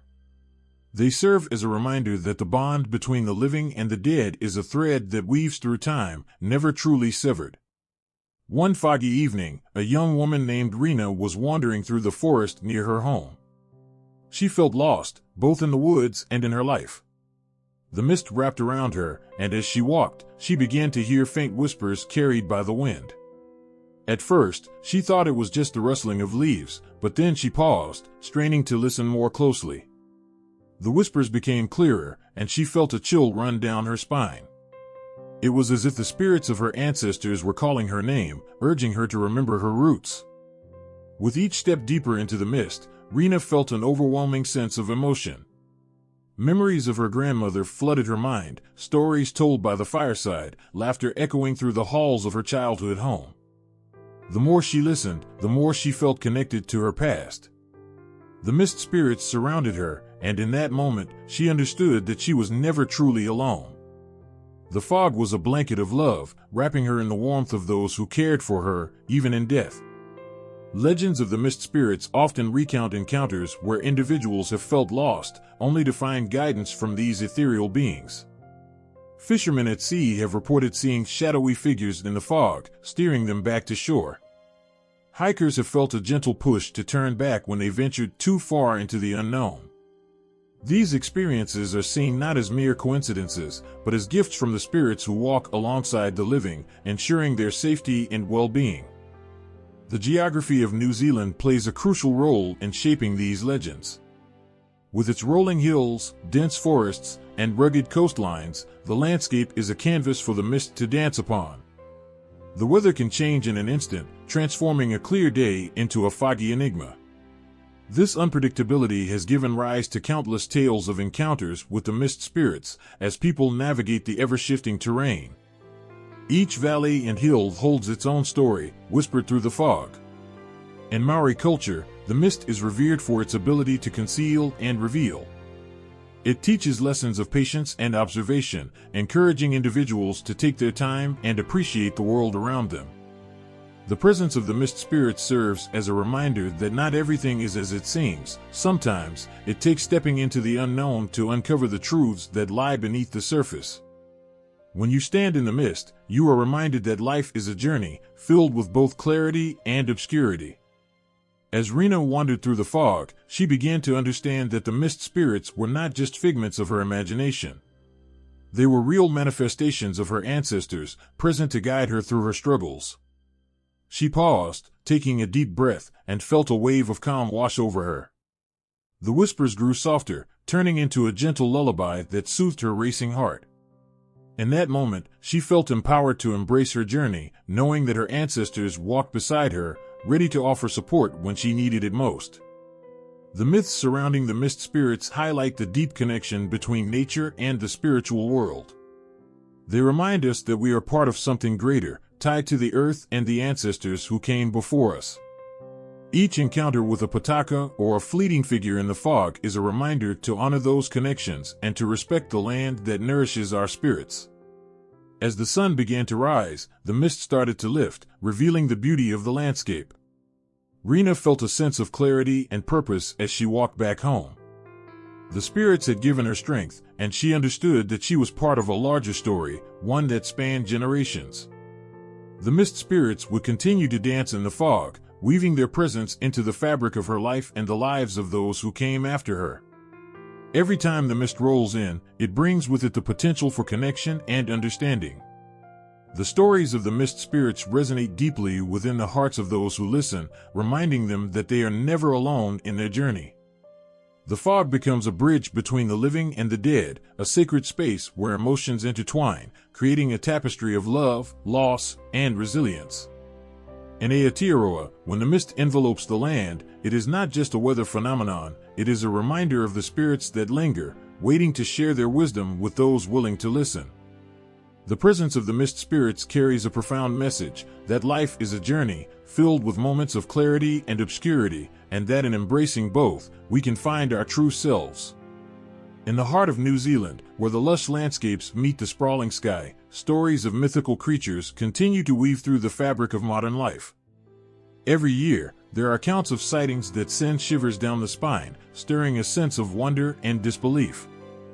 These are not mere fairy tales, but personal experiences shared by everyday people, each filled with a mix of excitement and fear.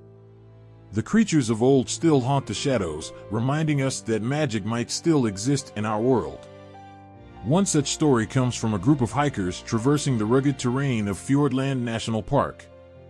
As the sun dipped below the horizon, painting the sky in hues of orange and pink, they noticed an eerie silence falling over the forest. Suddenly, out of the corner of their eyes, they spotted a massive figure lurking between the trees. It moved with an otherworldly grace, almost gliding through the underbrush. The hikers froze, hearts racing, as they struggled to comprehend what they were witnessing. Was it a trick of the light? A large animal? Or perhaps something far more mystical? With pounding hearts, they crept closer, hoping to catch another glimpse of the creature. The figure was unlike anything they had seen before, its shape shifting like smoke, almost blending with the surrounding environment. A chill ran down their spines as they felt an overwhelming presence, as if they were being watched by eyes not of this world. Just as quickly as it appeared, the figure vanished into the trees, leaving the hikers shaken but exhilarated. They shared their experience with others in town, sparking conversations about the mythical beings said to roam these lands, like the Taniwha, the ancient water spirit often depicted as a guardian or a monster. Stories like this echo through communities, creating a tapestry of shared experiences that transcend generations. In small towns and bustling cities alike, people speak of encounters with creatures that many believe belong only to legends. These tales serve as a reminder that our world is filled with mystery and that the past continues to whisper through the ages. Each sighting adds another layer to the rich cultural narrative of New Zealand, intertwining the old with the new. A woman named Anika shared her own encounter one evening as she sat by a fire with friends. While camping near a secluded lake, she was drawn to the water's edge, entranced by the moonlight dancing on the surface. Suddenly, she noticed ripples that didn't match the gentle breeze. Something was stirring beneath the water. As she leaned closer, she saw a magnificent creature break the surface, its scales glistening like silver, eyes filled with an ancient wisdom. Anika gasped, her breath catching in her throat. She couldn't believe her eyes. Could this be a creature from the tales of her childhood? In that moment, she felt an overwhelming sense of connection to her ancestors, to the stories that shaped her identity. Just as quickly as it had appeared, the creature slipped back into the depths, leaving Anika breathless and forever changed. These modern encounters resonate with a deeper meaning. They bridge the gap between the past and the present, reminding us of our roots. Each sighting serves as a powerful symbol of the ongoing connection between the Māori people and the land. The stories of mythical creatures reflect a cultural heritage that values the spirit of nature and the sacredness of the environment. Even in our modern world, where technology dominates our lives, the essence of these legends lives on, igniting our imaginations and reconnecting us to something greater. Skeptics may argue that these sightings are mere illusions or tricks of the mind, fueled by folklore and the power of suggestion. Perhaps it is the beauty of New Zealand's landscape that enhances the sense of mystery, creating an environment where anything seems possible. However, those who have experienced these moments know there is something more profound at play. The emotions stirred by such encounters are real and transformative, often leading individuals to question their place in the world and the forces that govern it. Even children grow up hearing stories of mythical beings, and these tales become woven into the fabric of their lives. They learn to look beyond the ordinary, to believe in the extraordinary. When a child shares a story about a creature they saw at the edge of the woods, their eyes wide with excitement, it reminds adults of the magic that still exists in the world. These stories inspire curiosity and foster a sense of wonder, encouraging the next generation to embrace the mysteries that lie just beyond the horizon. As night falls in the quiet villages, the air is thick with the stories of those who have come before. People gather to share their experiences, lighting up the dark with their laughter and awe. The warmth of the fire creates a sense of camaraderie, where myths and truths blend together. They reminisce about encounters with the likes of the Puakai, a giant bird of prey that once ruled the skies, or the fierce Tutiiwi, the lizard god that instilled fear and respect. Each retelling brings life to these legends, breathing energy into the very essence of the land. The cultural significance of these encounters is profound. They serve as a reminder of the relationship between humanity and nature, urging people to respect and protect the world around them. These creatures are often seen as guardians of the land, embodying the spirit of the mountains, rivers, and forests. The tales inspire people to consider their actions and their impact on the environment, emphasizing the need for stewardship and respect for all living beings. In a world that can sometimes feel disconnected, these stories bring us back to our roots. They remind us that we are part of something larger than ourselves, that the earth is alive with stories waiting to be told. Each sighting, each whisper of a mythical creature, calls us to look deeper into the mysteries that surround us. They invite us to embrace our heritage and carry the lessons of our ancestors into the future. As the sun sets over the horizon, casting long shadows across the land, the stories of mythical creatures continue to thrive. They echo through the valleys and mountains, whispering to those willing to listen. In the heart of Aotearoa, where the legends come to life, the spirits of the past walk among us, guiding and protecting as they always have. The modern sightings serve as a bridge, connecting generations and reminding us of the magic that still exists in our world, waiting to be discovered once again. The stories of ancient beings and legendary heroes pulse through the veins of New Zealand, vibrant and alive, echoing in the laughter of children and the brushstrokes of artists. These tales, steeped in Maori mythology, hold a special place in the hearts of New Zealanders, influencing everything from art and literature to film and television. They resonate with the essence of a nation, weaving a rich tapestry that reflects the spirit and identity of the people. Imagine a child standing wide-eyed in a classroom as the teacher recounts the legendary exploits of Maui, the clever trickster who brought fire to humanity and slowed the sun. As the child listens, they feel a spark ignite within, a connection to something ancient and powerful. They envision Maui, a figure of cunning and bravery, battling monstrous fish and outsmarting gods. This connection to the past inspires dreams of adventure and heroism, instilling a sense of pride and belonging that shapes their understanding of who they are.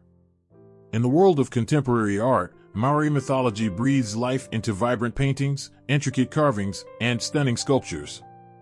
Artists draw inspiration from legendary creatures like the Taniwha and the beautiful, yet fierce, Hainui-Te-Ipa, the goddess of death. Each brushstroke or chisel mark captures the essence of these myths, telling stories that resonate with both local and global audiences. The artwork serves as a bridge between the past and present, preserving the wisdom of ancestors while inviting viewers to reflect on their own lives. These pieces become more than just decorations, they are sacred connections to a shared history and culture. The influence of Maori mythology extends beyond the canvas. In literature, writers breathe life into ancient tales, crafting stories that captivate readers of all ages. Books filled with adventures of gods and spirits bring children into enchanted worlds where anything is possible. Through the pages, readers encounter the legends of the gods who created the land and sky, teaching lessons of respect for nature and the importance of family. These stories not only entertain but also educate, instilling values and beliefs that remain crucial to Maori culture. Television and film also embrace these rich stories, bringing them to life on screen for all to see. Movies like Hunt for the Wilderpeople and Moana echo themes of identity, courage, and connection to heritage. Characters inspired by Maori myths resonate with audiences, reflecting the struggles and triumphs of everyday life. When viewers watch a film that highlights these tales, they don't just see a story, they witness a reflection of their own culture and identity. These representations help shape New Zealand's image on the world stage, allowing others to appreciate the depth and richness of Maori heritage. As the world becomes increasingly globalized, these myths serve as a reminder of what makes New Zealand unique. They anchor the nation in its history, providing a foundation that informs its present and future. Festivals celebrating Maori culture, such as Matariki, shine a light on the importance of these stories, gathering communities together in celebration of their shared heritage. The rituals and performances during these festivals connect generations, passing down the legends from elders to children, ensuring the stories live on. Maori mythology also sparks conversations about identity, belonging, and the importance of place. When New Zealanders speak of their connection to the land, they often reference the stories that accompany the rivers, mountains, and forests. These myths create a sense of responsibility to protect and preserve the environment, echoing the values passed down from ancestors. The legends serve as guides, reminding people of their duty to care for the land and honor the spirits that inhabit it. Through the lens of Maori mythology, New Zealand's national identity becomes a tapestry woven from countless threads of history, culture, and community. The stories, while rooted in the past, remain vibrant and relevant today. They challenge and inspire people to reflect on their values and beliefs, pushing them to think critically about their place in the world. Moreover, the global interest in these myths encourages a sense of pride among New Zealanders. As international audiences discover the beauty and depth of Maori culture, locals celebrate their heritage with renewed enthusiasm. They recognize that their stories hold universal truths, resonating with people far beyond the shores of Aotearoa. This connection fosters a sense of unity and pride, reminding New Zealanders that their culture is a treasure worth sharing. Every day, as the sun rises over the mountains and the waves crash against the shore, the stories of Maori mythology continue to shape the landscape of New Zealand. They whisper through the leaves of ancient trees and ripple across the waters, reminding all who listen that they are part of a living tradition. As these tales are shared, retold, and reimagined, they help shape a collective identity that celebrates the beauty of diversity and the power of storytelling. In a world that often feels divided, the myths of Maori culture serve as a beacon of hope and connection. They remind people that they are part of something larger, something beautiful. Each retelling reinforces the idea that while the world may change, the core values of family, respect, and connection to the earth remain timeless. As long as these stories are told, the spirit of Maori mythology will continue to thrive, illuminating the path for generations to come. In a world filled with rapid change, where technology seems to outpace tradition, the stories of the past cling to the hearts of people like a warm embrace. The myths and legends of the Maori people stand as pillars of cultural identity, whispering the wisdom of ancestors to the ears of future generations. These tales are more than just stories, they are the lifeblood of a culture, a connection to the earth, to family, and to the very essence of being. As the world shifts and transforms, the efforts to preserve these narratives have become more vital than ever, shining a light on the power of storytelling in shaping the future. Imagine walking through the lush forests of Aotearoa, where the trees stand tall like ancient guardians. The air is thick with the scent of earth and the sounds of nature. Here, the echoes of legends can be heard. Children sit in circles, their eyes wide with wonder, as elders recount the stories of Maui, the clever trickster who caught the sun and tamed the ocean. Each tale unfolds like a flower blooming, revealing the lessons of bravery, respect, and the importance of kinship. In these moments, the past intertwines with the present, and the heart beats stronger with the knowledge that these stories belong to everyone. Schools across New Zealand have embraced the importance of Maori mythology, weaving it into their curriculums. Teachers share these stories with enthusiasm, instilling a sense of pride and connection in young hearts. Classrooms come alive with the vibrancy of Maori legends, where children learn about their cultural heritage and the values that come with it. They create art inspired by the stories, write their versions, and perform plays that breathe life into the ancient tales. As they immerse themselves in the mythology, they realize they are part of a larger narrative, one that has been told for centuries. Efforts to preserve Maori myths extend beyond the classroom. Libraries and community centers host storytelling events where people gather to share tales passed down through generations. Here, the air is filled with laughter and tears as stories of love, loss, and courage are told. These gatherings foster a sense of community, bringing people together to celebrate their shared heritage. As each story is shared, it gains new life, echoing the belief that stories are never truly lost, they simply find new voices.